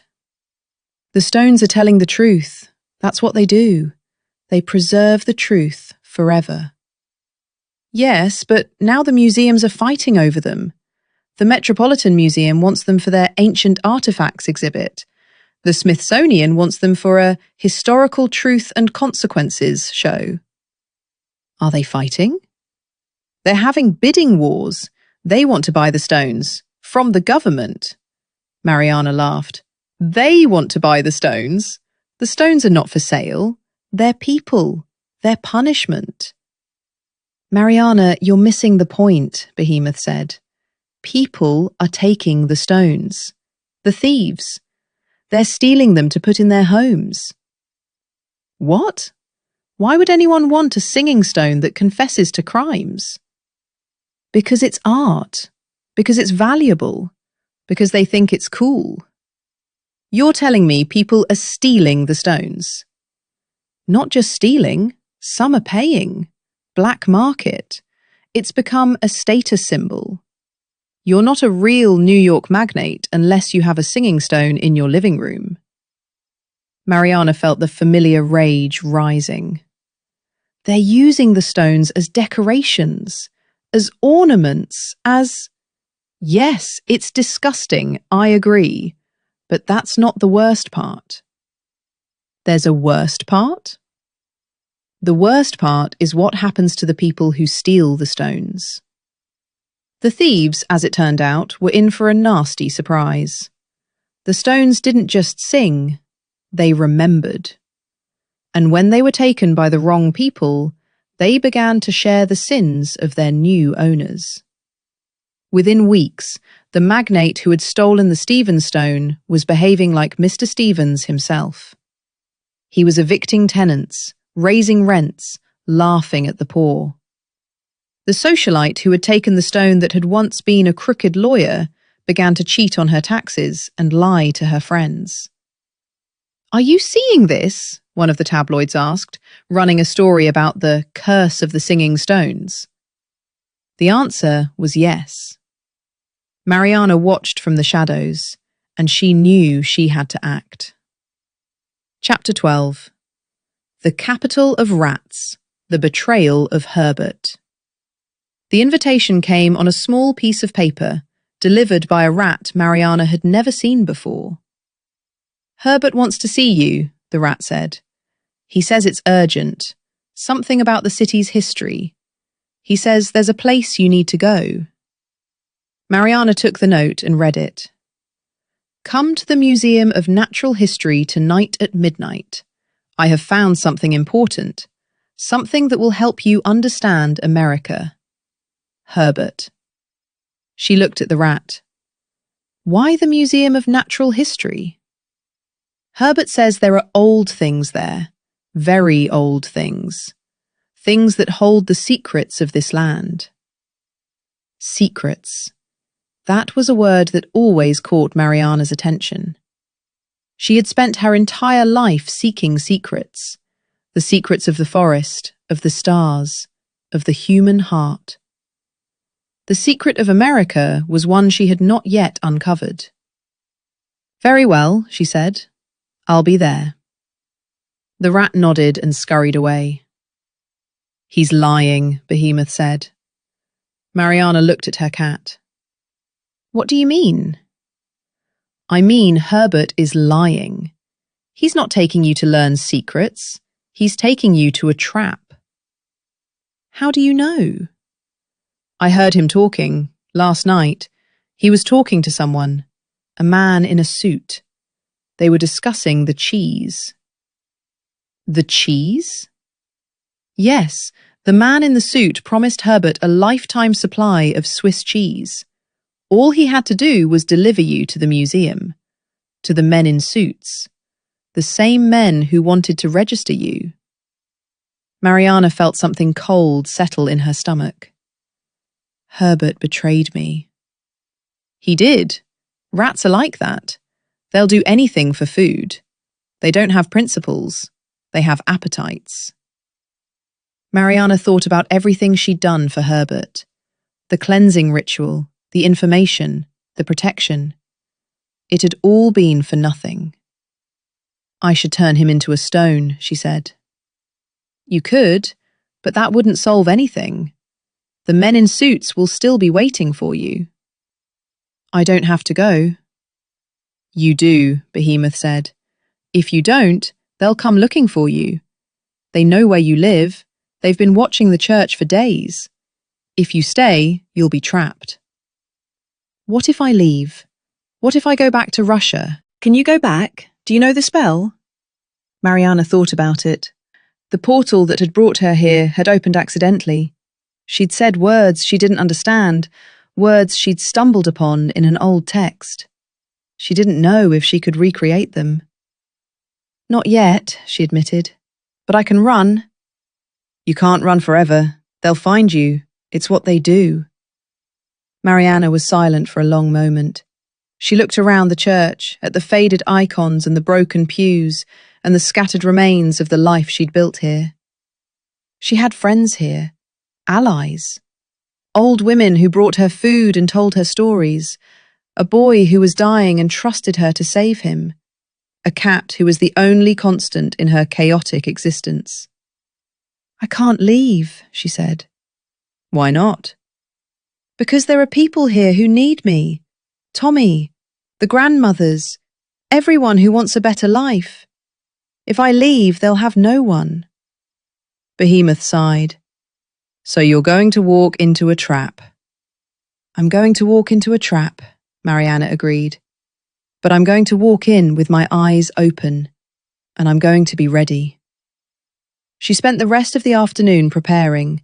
She gathered salt, water, herbs, and a small mirror she'd found in the church's basement. She whispered spells over each item, charging them with power.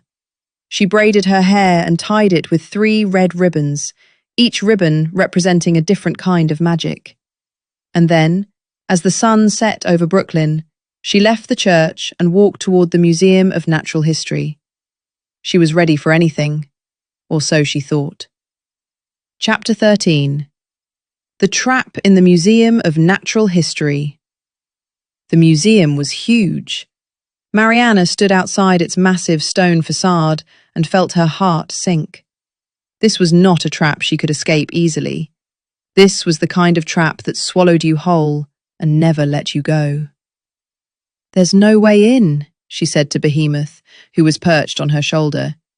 "Except the front door." "Then we use the front door."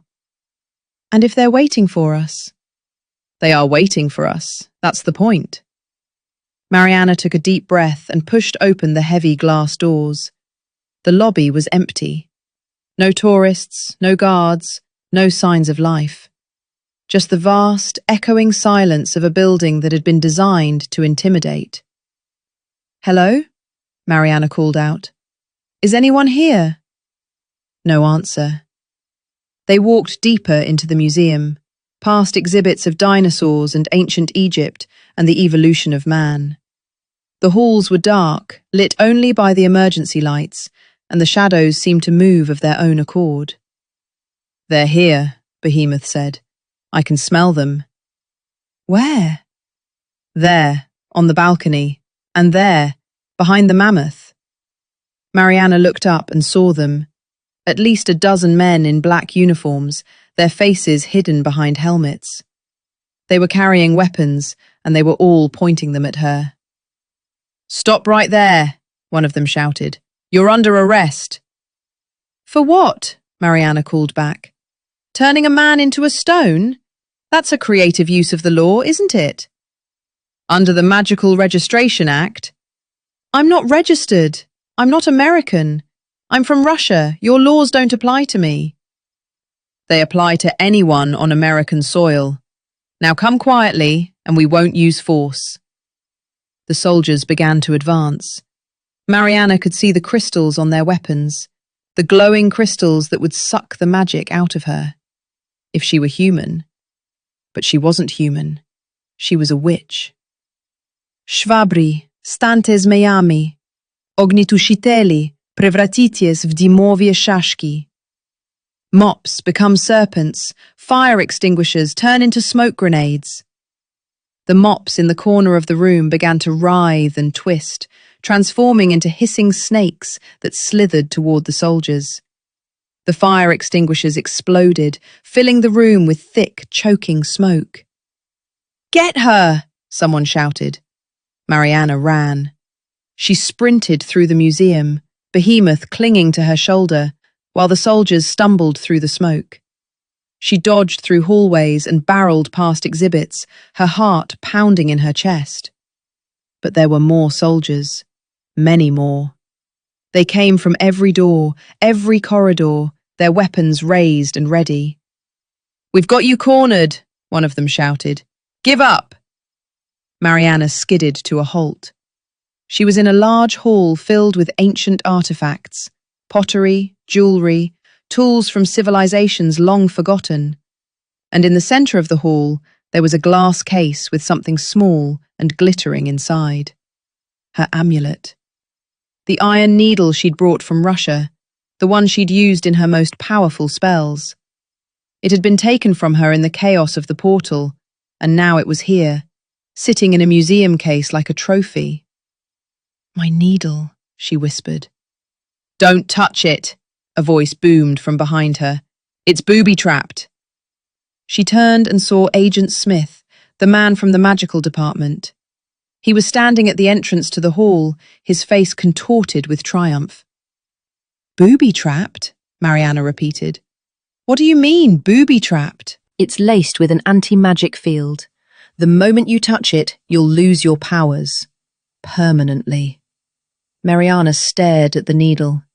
It glowed faintly in the glass case, calling to her, promising power and freedom.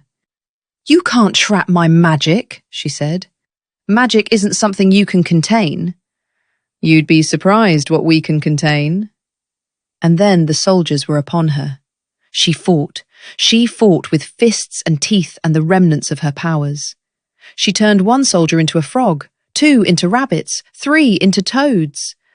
But there were too many of them, and the anti-magic field was making her weak, making her slow.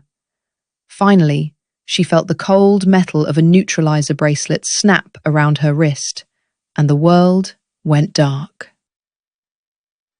Chapter 14. The Witch Competitor from Instagram. She woke up in a cell. Not a jail cell, something worse.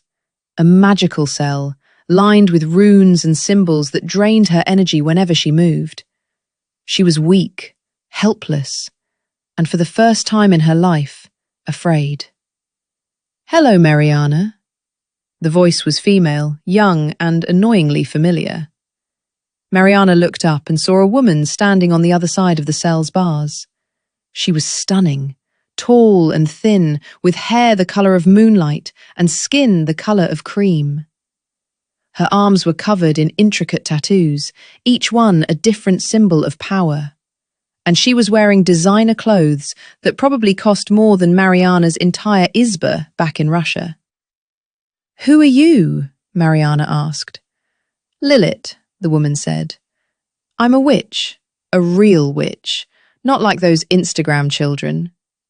She smiled, a bright, predatory smile that showed off perfectly white teeth. "And what do you want with me?" "I want your power," Lilith said simply.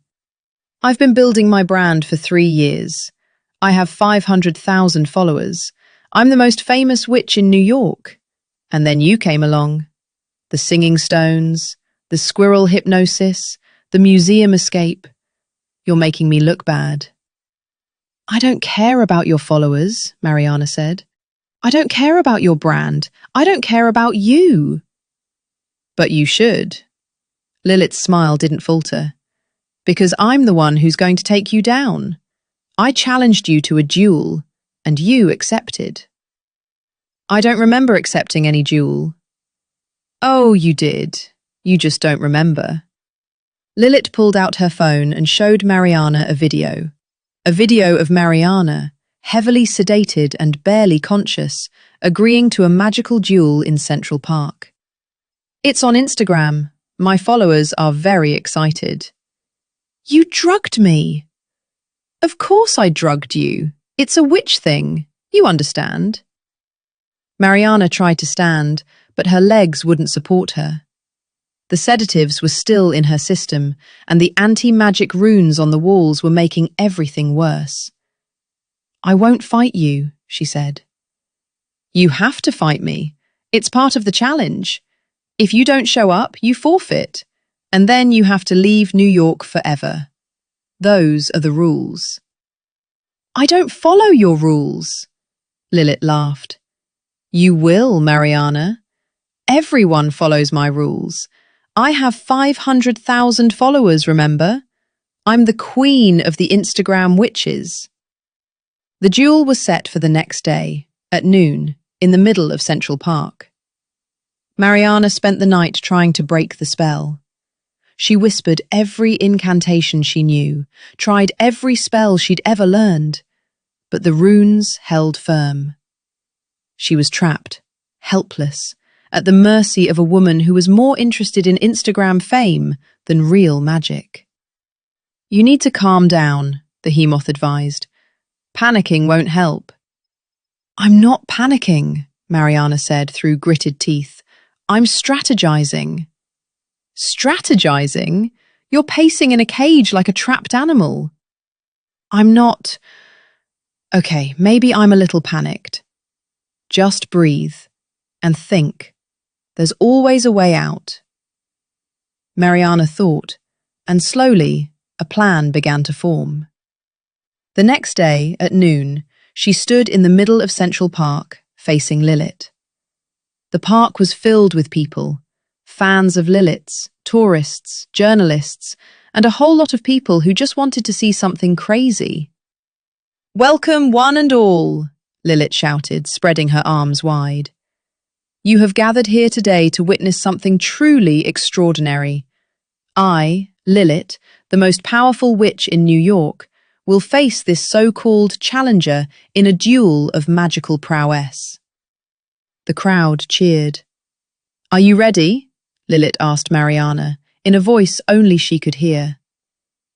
"I'm ready," Maryana said. "Good, because I'm going to destroy you." Lilith raised her hands and began to chant. The air around her crackled with energy, and a ball of lightning began to form in her palms. A sphere of pure, crackling electricity that hummed with power. "Shavovaya Molnia!" she shouted, and hurled the lightning at Maryana. But Maryana was ready. She'd been preparing for this all night, using the small amount of magic she'd been able to gather in her cell. She whispered the words of the Otsa Kalivanie, the spell of reflection, and the lightning bounced off her, rebounding toward Lilith. "Zerkalo, zerkalo, otrajaj, verni je sobstvenuju silu." "Mirror, mirror, reflect, return her own power." The lightning struck Lilith's phone, the expensive phone she'd been using to record the duel for Instagram, and it burst into flames. "My phone!" Lilith shrieked. "My beautiful phone! It had my entire content schedule on it." The crowd burst into laughter. They were laughing at Lilith, the queen of the Instagram witches, who was now crying over a burnt phone. "You destroyed my brand!" Lilith screamed at Maryana. "My content! My followers!" "You destroyed yourself," Maryana said calmly. "I just helped." "You witch!" "Yes," Maryana agreed. "I am." She walked away from the crowd, leaving Lilith to explain her destroyed phone to her fans. The next day, Lilith announced that she was retiring from witchcraft. Something about a spiritual re-evaluation. "I don't think she got the evaluation right," Behemoth observed. "No," Maryana agreed, "but at least she's gone." Chapter 15. Tommy in Danger, or the Boy with a Good Heart. The news came 3 days later. Herbert arrived at the church in a panic, his fur standing on end, his whiskers trembling. "Maryana!" he shouted. "Maryana, I have terrible news!" "What is it?" "The boy, Tommy, he's been taken." Maryana felt the world freeze. "Taken? By whom?" "The Department of Magical Affairs. They took him to their headquarters. They're holding him hostage. They want you to come to them or they'll hurt him." "Why would they hurt a child?" Herbert's eyes were sad. "They think he's your apprentice, or your familiar. They think he's magical. They think if they threaten him, you'll come to save him." Maryana was already moving, gathering her supplies, her salt and water and herbs. "Where are they keeping him?" she asked. "In their headquarters, a building in Manhattan. It's heavily guarded. You'll never be able to break in." "I'll break in anyway." "Maryana, listen to me. They've got anti-magic fields. They've got weapons. They've got everything. You can't just walk in and save him." "I don't care." Maryana's voice was steel. "He's a child. He's innocent. He didn't ask for any of this. I'm going to save him, even if it kills me." She headed for the door, but Behemoth blocked her way. "Wait," he said. "Just wait for a moment. Let's think about this." "I don't want to think about it. I want to act." "Acting without thinking is how you get killed." Maryana stopped. Behemoth was right. She was furious, and fury made her reckless.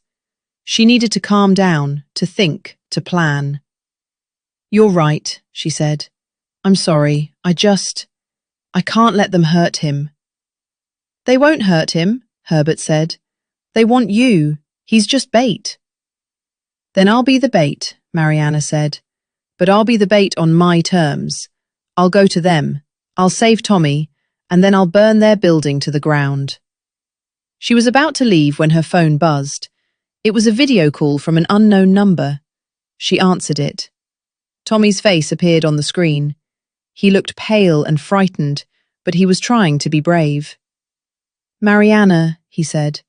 "They said I should call you. They said I should tell you not to come. They said they'll hurt me if you come." "They won't hurt you," Maryana said firmly. "I won't let them." "But they'll hurt you. They said they'll take away your magic. They said they'll turn you into a stone." "I'm not afraid of stones. I make them." Tommy's eyes were wet. "Please don't come. I don't want you to get hurt." "Tommy, listen to me. You're a good boy, a good soul, and I'm going to save you. It doesn't matter what they do to me. I'm going to save you." And then the call ended. Maryana looked at the dark phone screen and made a vow. "I will save him," she said, "even if it's the last thing I ever do." Behemoth looked at her with something approaching admiration. "You're really going to do this, aren't you?" "I'm really going to do this." "Then I'm coming with you." "You don't have to." "I know, but I'm coming anyway." Maryana smiled, a fierce, determined smile. "Then let's go save a boy." Part 4. Culmination and the Final Ritual. Chapter 16. The Ritual of Mutual Responsibility. Preparation. The Department of Magical Affairs headquarters rose from the Manhattan skyline like a monolith of glass and steel, cold and indifferent to the lives it contained. Maryana stood across the street, hidden in the shadow of a parking garage, and felt the weight of everything she was about to do pressing down on her shoulders. "There are 37 floors," Herbert reported, having returned from a reconnaissance mission. "Tommy is on the 23rd. They've got him in a room with anti-magic barriers. The whole building is a fortress." "How do you know all this?" "Rats, Maryana. Rats are everywhere. I have a network, a very well-informed network." "Even though you betrayed me?" Herbert flinched. I know I made a mistake. The cheese was... It was a moment of weakness. I'm sorry. Truly sorry." "Sorry doesn't bring back my amulet. Sorry doesn't save Tommy." "I know. That's why I'm helping you now. To make amends." Maryana looked at the rat, truly looked at him, and saw the guilt in his tiny eyes. She wanted to be angry. She wanted to turn him into a stone and throw him into the East River. But anger wouldn't save Tommy, and revenge wouldn't undo what had been done. "Fine," she said. "You can help. But if you betray me again, I'll turn you into a statue, a very small statue, and I'll put you in a museum where children can throw peanuts at you." Herbert shuddered. "Understood. No more betrayals. Now tell me everything." The plan was simple, which meant it was probably going to fail, but it was the only plan they had. Maryana would gather all 10 of her singing stones, the ones that had been scattered across the city by thieves and collectors, and arrange them in a circle around the department headquarters. Then, with Tommy's blood, willingly given, she would activate the ritual of the Zamknuty Krug Oczyszczenia, the closed circle of purification. It was an ancient spell, one she'd read about in a crumbling manuscript she'd found in the church's basement, and it was powerful enough to cleanse an entire building of corruption. But it required sacrifice, and it required consent. "I can't take Tommy's blood without his permission," she said. "I need him to agree, willingly." "How do you plan to get his agreement if he's trapped on the 23rd floor?" "Because I'm going in." "Maryana, that's suicide. There are hundreds of agents in there. They're all armed with anti-magic weapons. You won't make it past the lobby." "Then I'll make it past the lobby in disguise." She went to Misha, her taxi driver friend, and asked him for help. He agreed immediately, without hesitation. "I know a guy," he said. "He works in the building. A janitor. He owes me a favor." 24 hours later, Maryana was standing in the department's lobby, wearing a janitor's uniform that was 3 sizes too big, pushing a cart full of cleaning supplies. She'd shrunk herself slightly, a minor spell of illusion, and she was wearing a cap pulled low over her eyes. "ID," the security guard said. She handed him the forged ID that Misha had procured. The guard studied it for a moment, then shrugged and waved her through. "3rd floor," he said, "and make sure you get the bathrooms in the east wing. They're a mess." "Yes, sir," Maryana said, in her best subservient voice. She pushed her cart through the lobby and into the elevator. The ride up was excruciatingly slow, each floor clicking past with agonizing deliberation. She could feel the anti-magic fields getting stronger as she rose, pressing against her skin like invisible hands, trying to drain the power from her bones. She reached the 23rd floor just as the field became almost unbearable. Her legs were shaking, her head was pounding, and she could barely focus. But she pushed through the doors and found herself in a long, sterile corridor. Tommy's room was at the end. She walked slowly, trying to look like a janitor on her rounds. But her heart was pounding, and every step felt like it might be her last. The door to the room was made of glass, reinforced with runes that glowed with their own internal light. Maryana could see Tommy inside, sitting on a metal cot, his face pale and drawn. He looked so small, so fragile, and she felt the rage building inside her. "Tommy," she whispered. He looked up. His eyes widened when he saw her. "Maryana?" "Shh," she said. "Don't speak. Just listen." She pressed her hand against the glass, and the runes flared. The anti-magic field intensified, and she felt a jolt of pain shoot through her arm. But she didn't pull away. "Tommy," she said, her voice low and intense, "I can get you out of here, but I need your help. I need your blood." "My blood?" "Just a drop. Just a tiny drop. It's for a ritual, a powerful ritual. With your blood, I can cleanse this building. I can free everyone they've trapped here. But I need your permission." Tommy stared at her, his eyes wide. "You want my blood?" "Just a drop. I promise. It won't hurt, and it will save everyone." He didn't hesitate. He pressed his hand against the glass on the other side of the window and nodded. "Take it," he said. "Take whatever you need." Maryana smiled. "Thank you, Tommy. You have a good heart." She reached into her pocket and pulled out a small knife, an old knife made of iron, rusted and worn. She pricked her own finger, letting the blood flow, and then she pricked the glass, letting her blood mix with Tommy's through the barrier. The runes flickered.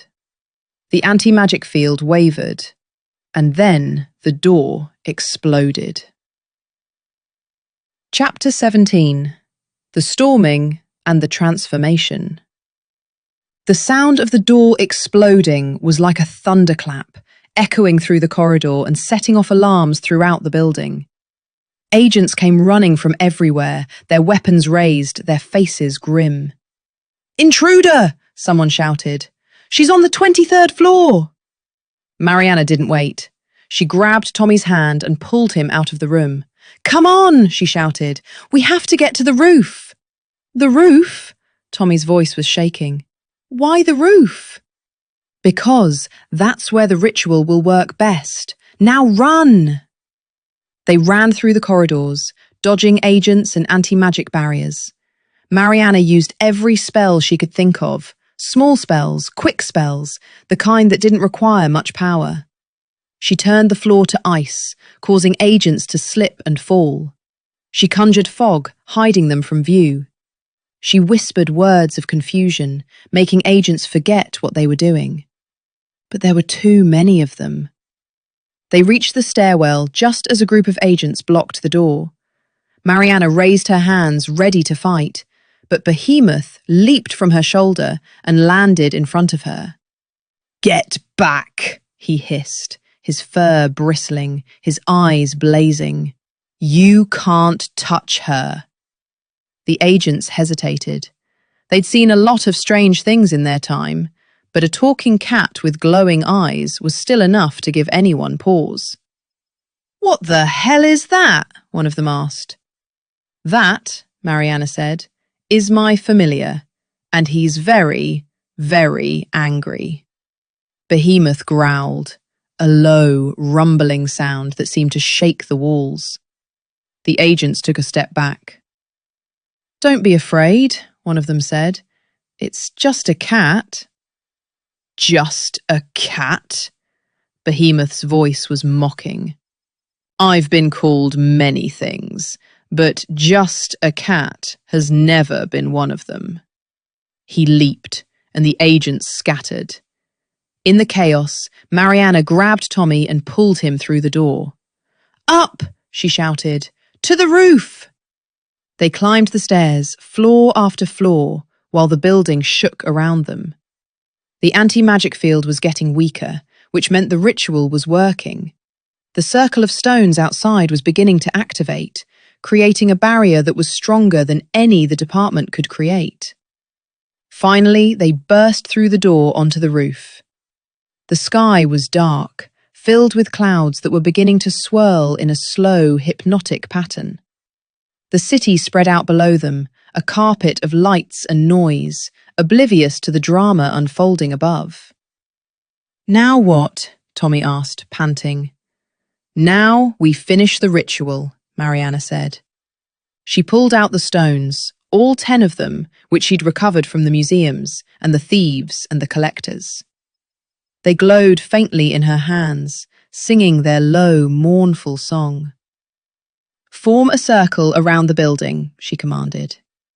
The stones began to move, floating in the air, arranging themselves in a perfect circle around the department's headquarters. As they settled into place, the hum grew louder, deeper, more powerful. "Now," Maryana said, turning to Tommy, "I need your blood." He held out his hand, and she pricked his finger with the iron knife. A single drop of blood fell onto the nearest stone, and the ritual began. Maryana raised her arms and began to chant, the words of the ancient spell flowing from her lips like water from a spring. "Goi jesi, zemlya, primi obratno liśnieje, a ostancia kostiami. Krugom stoju, krugom tworu. Wsie, što nečisto, w kamień prewraszczaju." "Hear me, earth. Take back the excess, leave the bones. In a circle I stand, in a circle I create. All that is unclean I turn to stone." The stones began to glow, brighter and brighter, their light pulsing with the rhythm of her words. The building shook, and Maryana could feel the corruption inside it, the greed, the cruelty, the cold, bureaucratic indifference bubbling to the surface. "I call upon the earth," she shouted. "I call upon the sky. I call upon the ancestors and the spirits of this place. Cleanse this building. Cleanse these souls." The stones exploded with light. Inside the building, agents froze. The department's leadership froze. Everyone who had participated in the corruption, everyone who had turned a blind eye to the suffering, everyone who had sat in their offices and made decisions that destroyed lives, they all began to turn to stone. But it was a different kind of stone, not grey and drab like Mr. Stevens. This was beautiful, black, gleaming obsidian that caught the light and sparkled with 1,000 tiny reflections. They're still alive," Tommy whispered, staring down through the roof's glass skylight. "I can see them moving inside the stone." "They are," Maryana said. "They're trapped in their own bodies, forever. They'll be able to hear everything, see everything, but they'll never be able to move. They'll be prisoners of their own consciousness. Is that okay? To do that to people? Maryana looked at Tommy. He was young, so young, and he had a good heart. He didn't understand the cruelty that these people had committed. Some people, she said gently, deserve to be trapped in themselves, so they can finally understand what they've done. Tommy nodded slowly. I think I understand. Good, she smiled. You're a wise boy, Tommy. You'll be a good man. And what about my dad? Tommy asked suddenly. He's a policeman. He's good. He's not a bad person. They didn't turn him into stone, did they? Maryana looked through the skylight. She could see Tommy's father, the policeman who had been taken as bait, struggling against the corruption, his face a mask of pain. He's fighting it, she said. The corruption is trying to take him, but he's fighting it. I need to save him, Tommy said. Please, he's my father. He's a good man. Maryana hesitated. She had the power to save him, but it would require sacrificing a part of the ritual. It would leave the building partially uncleansed, partially corrupted. But Tommy was begging, and Maryana had never been able to say no to a child.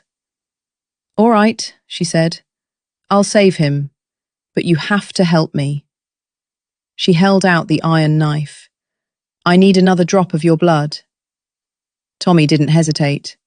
He pricked his finger and let the blood fall onto the stone. By the power of the boy, Maryana chanted, I release the good soul. He will be a stone, but a living stone, a witness to the truth, a speaker of the truth, and he will never lie again. The stone flared, and Maryana saw Tommy's father emerge from the obsidian surface. Not fully human, but not fully stone either. He was grey, his skin the colour of granite, but he was moving, breathing, alive. He's alive, Tommy shouted. He is, Maryana said, and he'll never be able to lie again. He'll always speak the truth. That's the gift I've given him. Tommy's father stumbled out of the building, blinking in the light. He looked at his hands, his body, his new grey skin. What happened to me? He asked. You became a living stone, Maryana said. A reminder of what happens when you're not brave enough to speak the truth. I wasn't brave, his father admitted. I knew they were doing bad things. I knew they were hurting people, but I was too afraid to stop them. Now you won't be afraid anymore, Maryana said. Now you'll always speak the truth, whether you want to or not. The policeman looked at Tommy. I'm sorry, he said. I'm sorry I wasn't brave enough to save you. It's okay, Dad, Tommy said. Maryana saved me, and she's going to save everyone. Chapter 18. The Liberation of Tommy and his Father. The ritual ended as the first rays of dawn began to creep over the horizon. Maryana stood on the roof of the department headquarters, exhausted but triumphant. The building was surrounded by obsidian statues, hundreds of them, each one a corrupted soul trapped in its own body. She was about to collapse when she felt a hand on her shoulder. Tommy's father was standing beside her, his face a mask of gratitude. Thank you, he said, for saving my son, for saving me. I don't deserve it. You deserve it, Maryana said. You made mistakes, but you were willing to fix them. That's more than most people can say. But my body, I'm grey. I'm a living stone. What will people think? They'll think you're a man who speaks the truth. They'll think you're a man who can't be corrupted. They'll respect you for it." The policeman looked at his hands, his grey, stony hands. "It's strange," he said, "but I think I'm okay with it. I think I'm a better person this way." "You are," Maryana said. "A stone can't lie, and a stone can't be moved. You'll be a rock, in every sense of the word." Tommy came up and hugged his father. "I don't care if you're grey, Dad. You're still my dad." The policeman hugged his son back. "I love you, Tommy. I always have. I just forgot how to show it." Maryana watched them, and she felt a warmth in her chest that she hadn't felt in a long time. Love. Family. Connection. "Behemoth," she said quietly. "We did it." "We did it," Behemoth agreed. "We saved the boy. We saved the city. We turned a bunch of corrupt bureaucrats into stones. It's been a good day." "It has," Maryana agreed. "But it's not over yet." "What do you mean?" "I still need to go home. I still need to find a way back to Russia." Behemoth sighed. "Can't we just stay here? I was starting to like the old ladies. They gave me salmon." "Behemoth, I can't stay. This isn't my world. I don't belong here." "Who says? You've done more good here in 2 months than you did in 50 years in Russia. You've turned corrupt people into stones. You've saved a boy from cancer. You've made a bunch of old ladies happy. What more do you want?" Maryana was silent for a long moment. "I want to go home," she finally said. "I want to see my Isba. I want to smell the forest. I want to sit in front of my stove and listen to the wind in the trees. Is that too much to ask?" Behemoth looked at her with something approaching pity. "No," he said. "That's not too much to ask. But you can't go home yet." "Why not?" "Because you have one more thing to do. You have to open the portal. And to do that, you need something from this world. Something pure, something good. A piece of America that's worth taking home." Maryana thought about it. She thought about the grandmothers and their stories. She thought about Misha and his taxi. She thought about Tommy and his brave, good heart. "I have it," she said. "What?" "I have Tommy's pure soul, his goodness, his trust. It's not a thing, not a physical object, but it's real. It's more real than any object." "Can you use it?" "I can try." She looked down at the city below her. The sun was rising, painting the buildings in shades of gold and pink. The city was waking up, full of life and noise and chaos. She would miss it. She would miss the strange, wonderful, awful city and its strange, wonderful, awful people. But she had to go home. Part 5. The Return and the Moral. Chapters 19 to 20. Chapter 19. The Portal to the Past, or How to Close the Gestalt. The roof of the highest building in Brooklyn, a towering glass structure that seemed to scrape the very clouds, had become Maryana's sacred space. She stood at its edge, looking out over the city she had grown to love. The lights of Manhattan glittered in the distance, 1,000 tiny stars reflecting off the river. The sounds of the city drifted up to her, horns and sirens and the distant thrum of life. "Are you sure you want to do this?" Behemoth asked, perched on a ventilation shaft.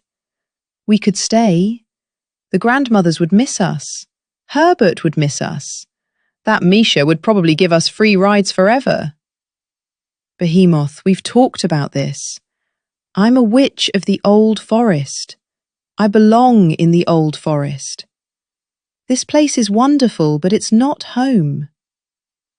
"I know," the cat sighed. I'll miss the salmon. The grandmothers gave you salmon once. Once. It was very good salmon. Maryana laughed, a real laugh, full of warmth and affection. You ridiculous creature. You'd trade a lifetime in the forest for a piece of fish. Maybe not a lifetime, but a week, maybe 2. She shook her head and turned back to the ritual she was preparing. On the roof, she had drawn a massive circle in chalk, marking it with symbols of the old gods. The gods of the forest, the gods of the hearth, the gods who had watched over her people for 1,000 years. In the centre of the circle, she had placed a small bundle of herbs, a lock of her own hair, and the iron needle she'd finally recovered from the museum. But she needed one more thing. A sacrifice. A gift. Something pure and true.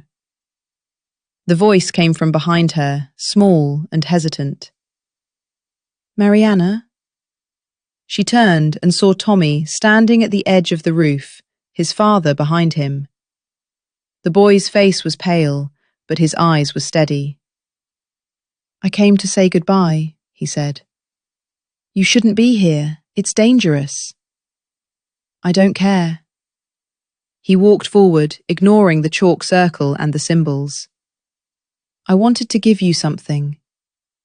He reached into his pocket and pulled out a small, crumpled piece of paper. It was a drawing, a crayon drawing of a woman with wild hair and a cat on her shoulder, surrounded by squirrels. It's you, Tommy said. I drew it last night. I know it's not very good, but it's beautiful. Maryana took the drawing and her eyes filled with tears. It's the most beautiful thing anyone has ever given me. Really? Really.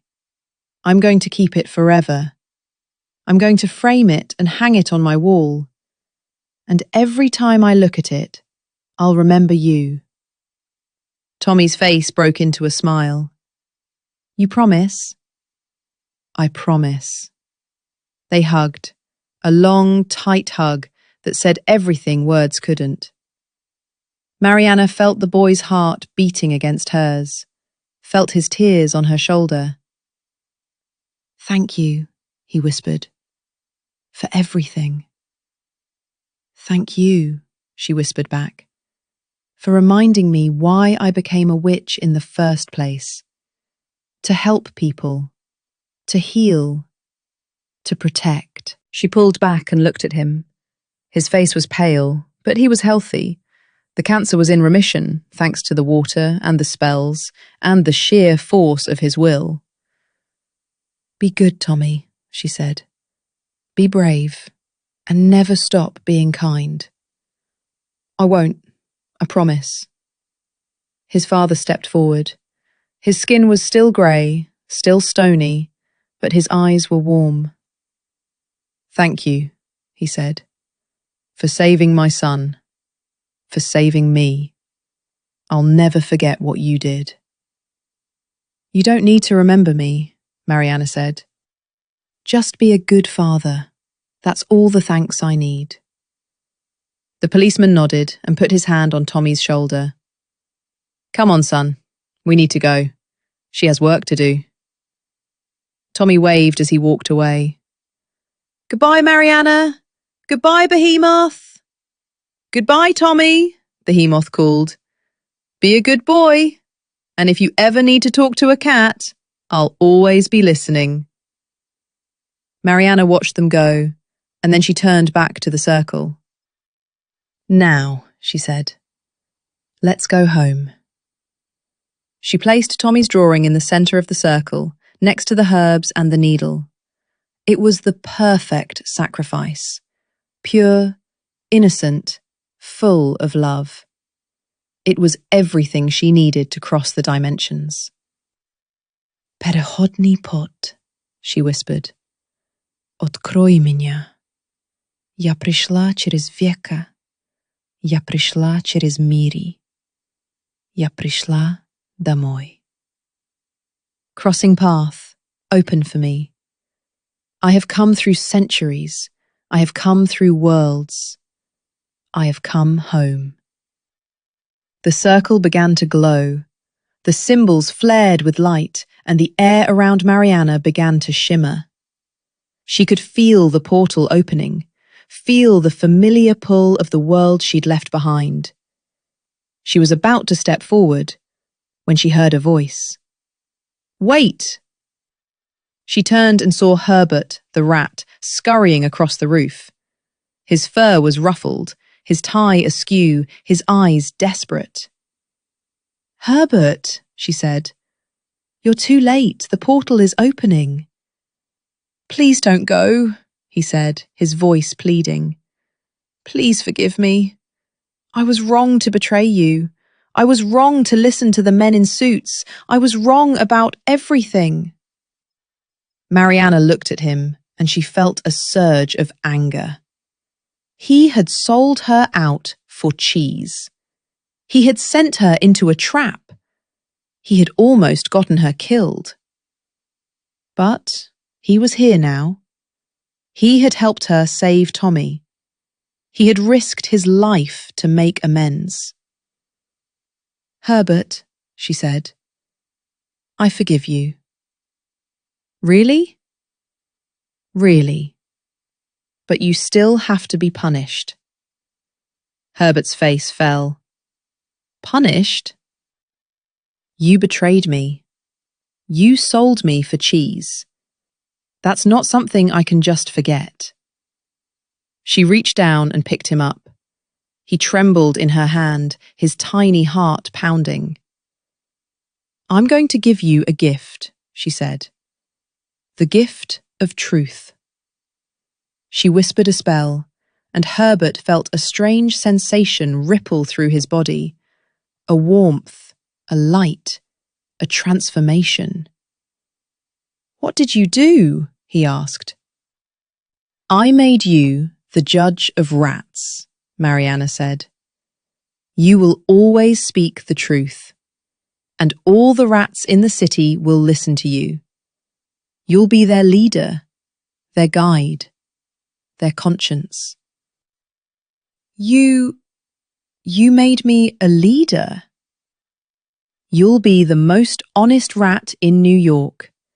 And if you ever try to betray anyone again, the truth will be too painful for you to bear. You'll be forced to confess everything." Herbert looked at his paws, his whiskers, his tiny body. "I don't know if I deserve this."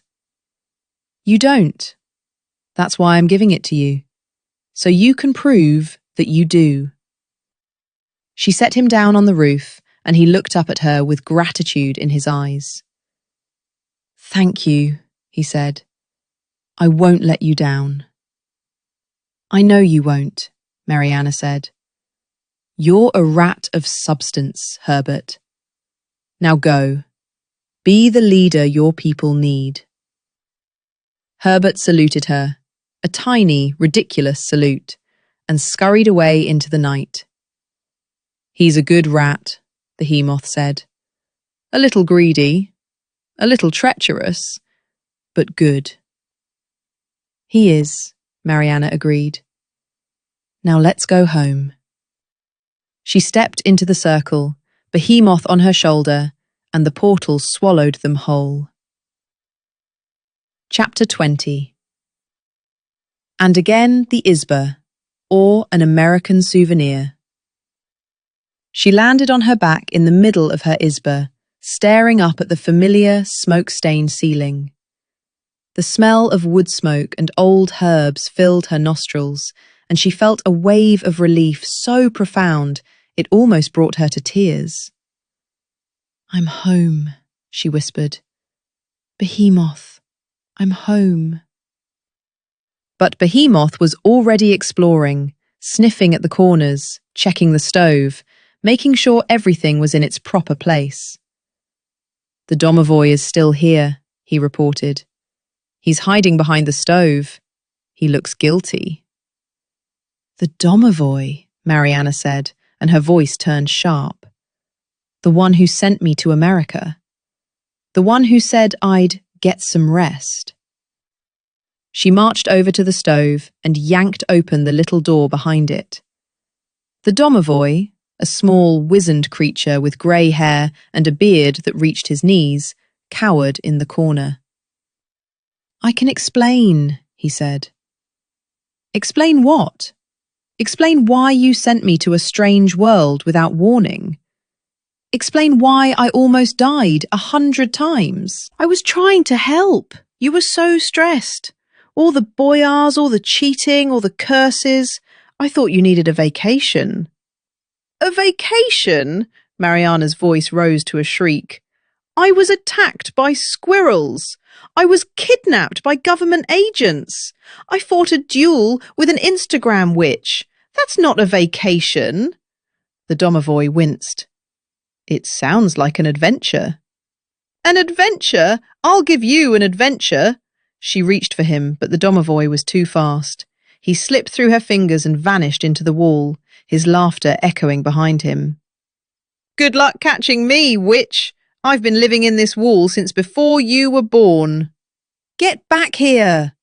But the domovoi was gone, and Maryana was left standing in her izba, shaking with frustration and exhaustion.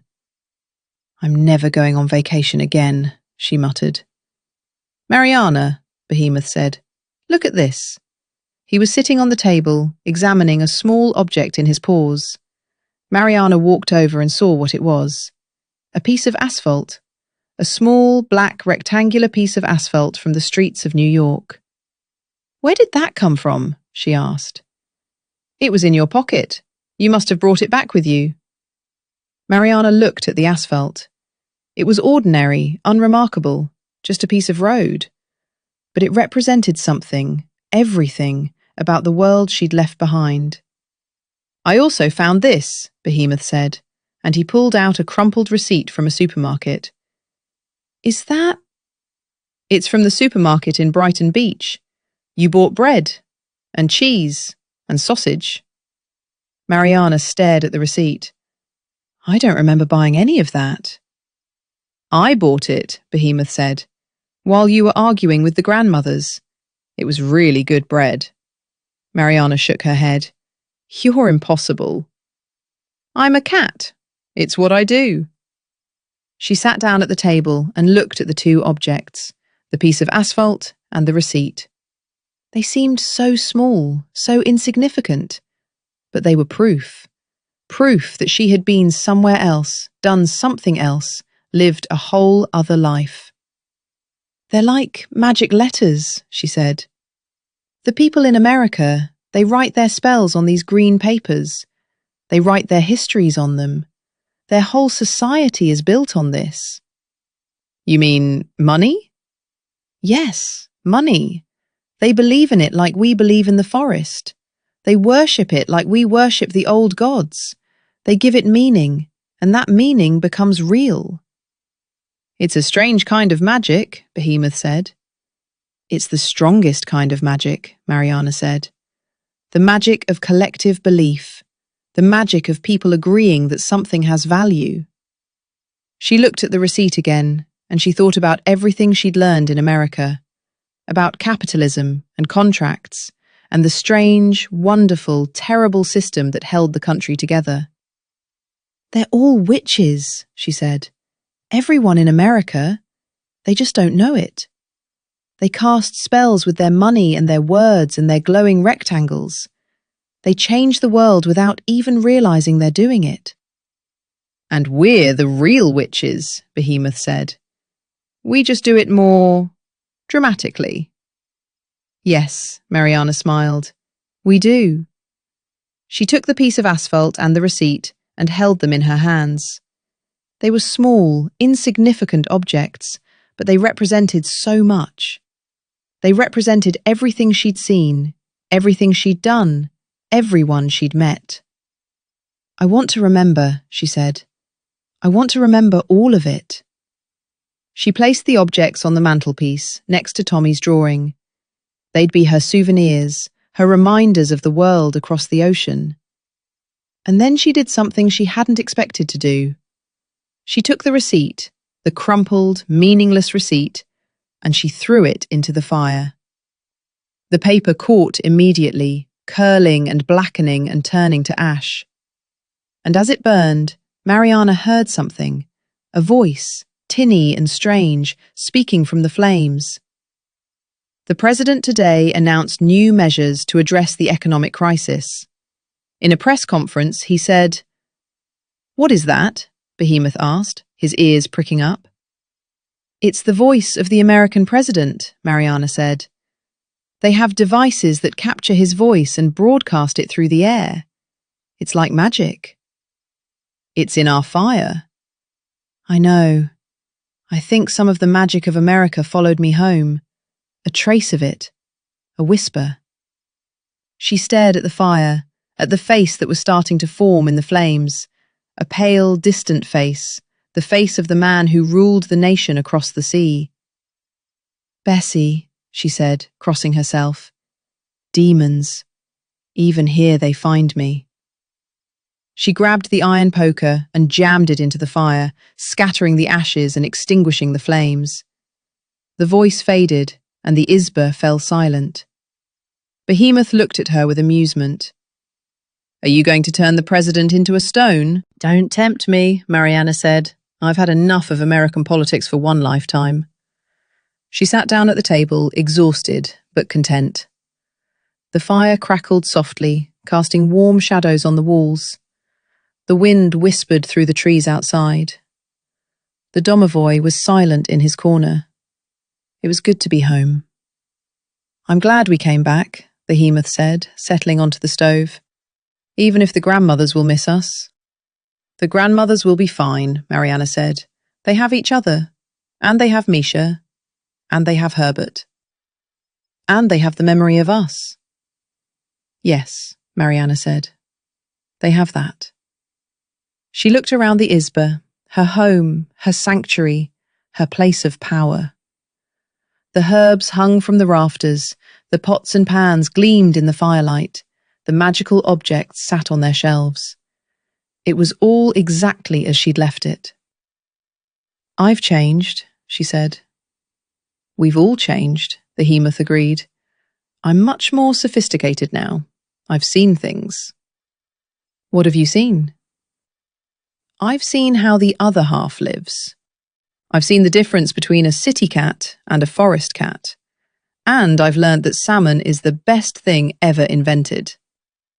Maryana laughed. "I've learned something too." "What?"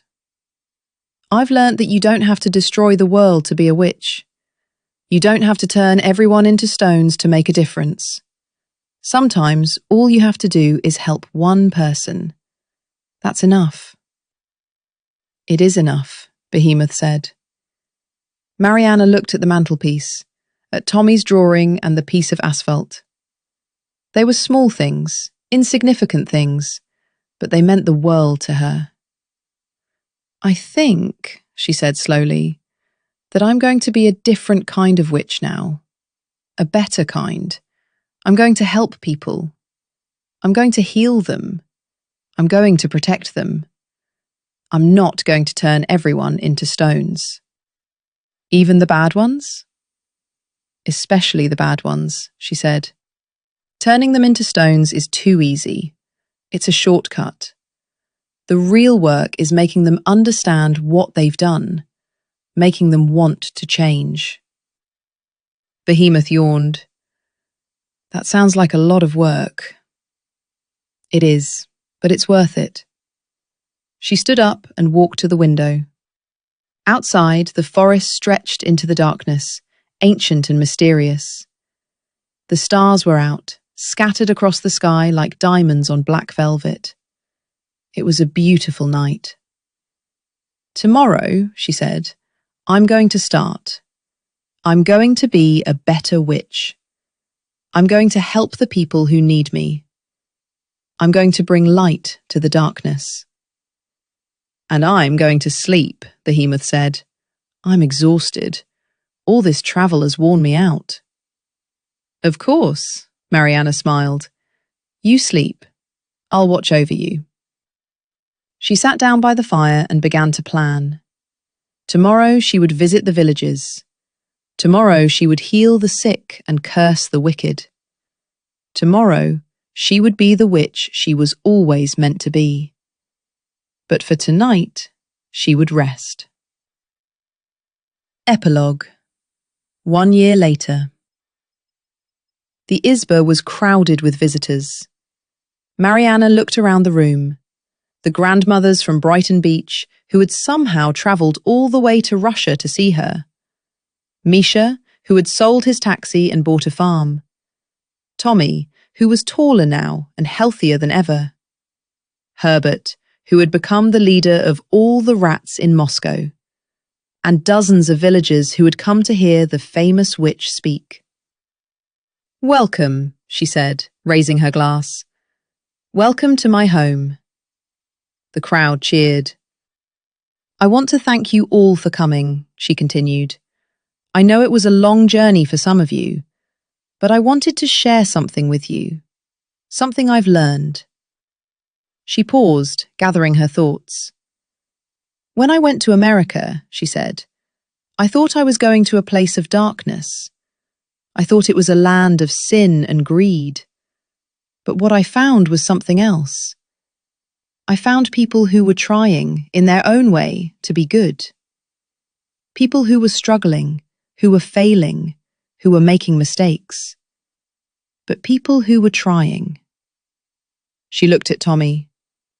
I found a boy who taught me that courage is not the absence of fear. It's doing the right thing even when you're afraid. She looked at Herbert. I found a rat who taught me that anyone can change. Anyone can be better. She looked at Misha. I found a man who taught me that freedom is not about having nothing. It's about having the choice to build something. She looked at the grandmothers.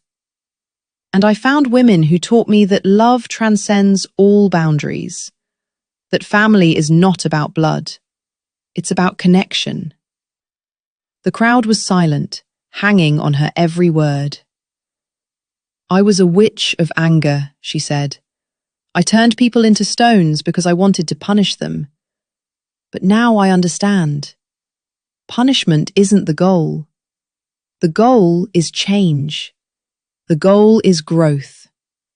The goal is to help people become better than they were. She raised her glass again. So tonight, I raise a toast to the journey, to the people we meet along the way, to the lessons we learn, and to the hope that we can all become better versions of ourselves. Slava! The crowd shouted. Slava! They drank, and they celebrated, and they danced until dawn. And Maryana looked out at her friends, her family, her community, and she smiled. This was what it meant to be a witch. This was what it meant to be alive. 2 weeks later. It's not fair, Behemoth grumbled, curled up on his favourite spot on the stove. You said we'd go back to America. You said we'd visit the grandmothers. I said we might visit the grandmothers, Maryana corrected. I didn't say when. But they miss us. They said they'd give me salmon. We can't just run off to America every time you want a piece of fish. I have responsibilities. I have a village to protect. I know, Behemoth interrupted. You have a village to protect. You have people to heal. You have a reputation to maintain. He sighed dramatically. You're becoming a boring witch. Maryana stared at him. A boring witch? I turned a bear into a turnip last week. I made it rain frogs in the mayor's garden. You used to turn people into stones. Now you just help them. That's the point. I know, but it's less dramatic. Maryana threw a mushroom at him. You're impossible. I'm a cat. It's what I do. She shook her head, laughing. Fine. Next spring, we'll go to America. We'll visit the grandmothers, we'll eat salmon, we'll see Tommy and Misha and Herbert. Happy? Very happy. But only for a month, then we come back. A month of salmon, Behemoth said dreamily. A whole month.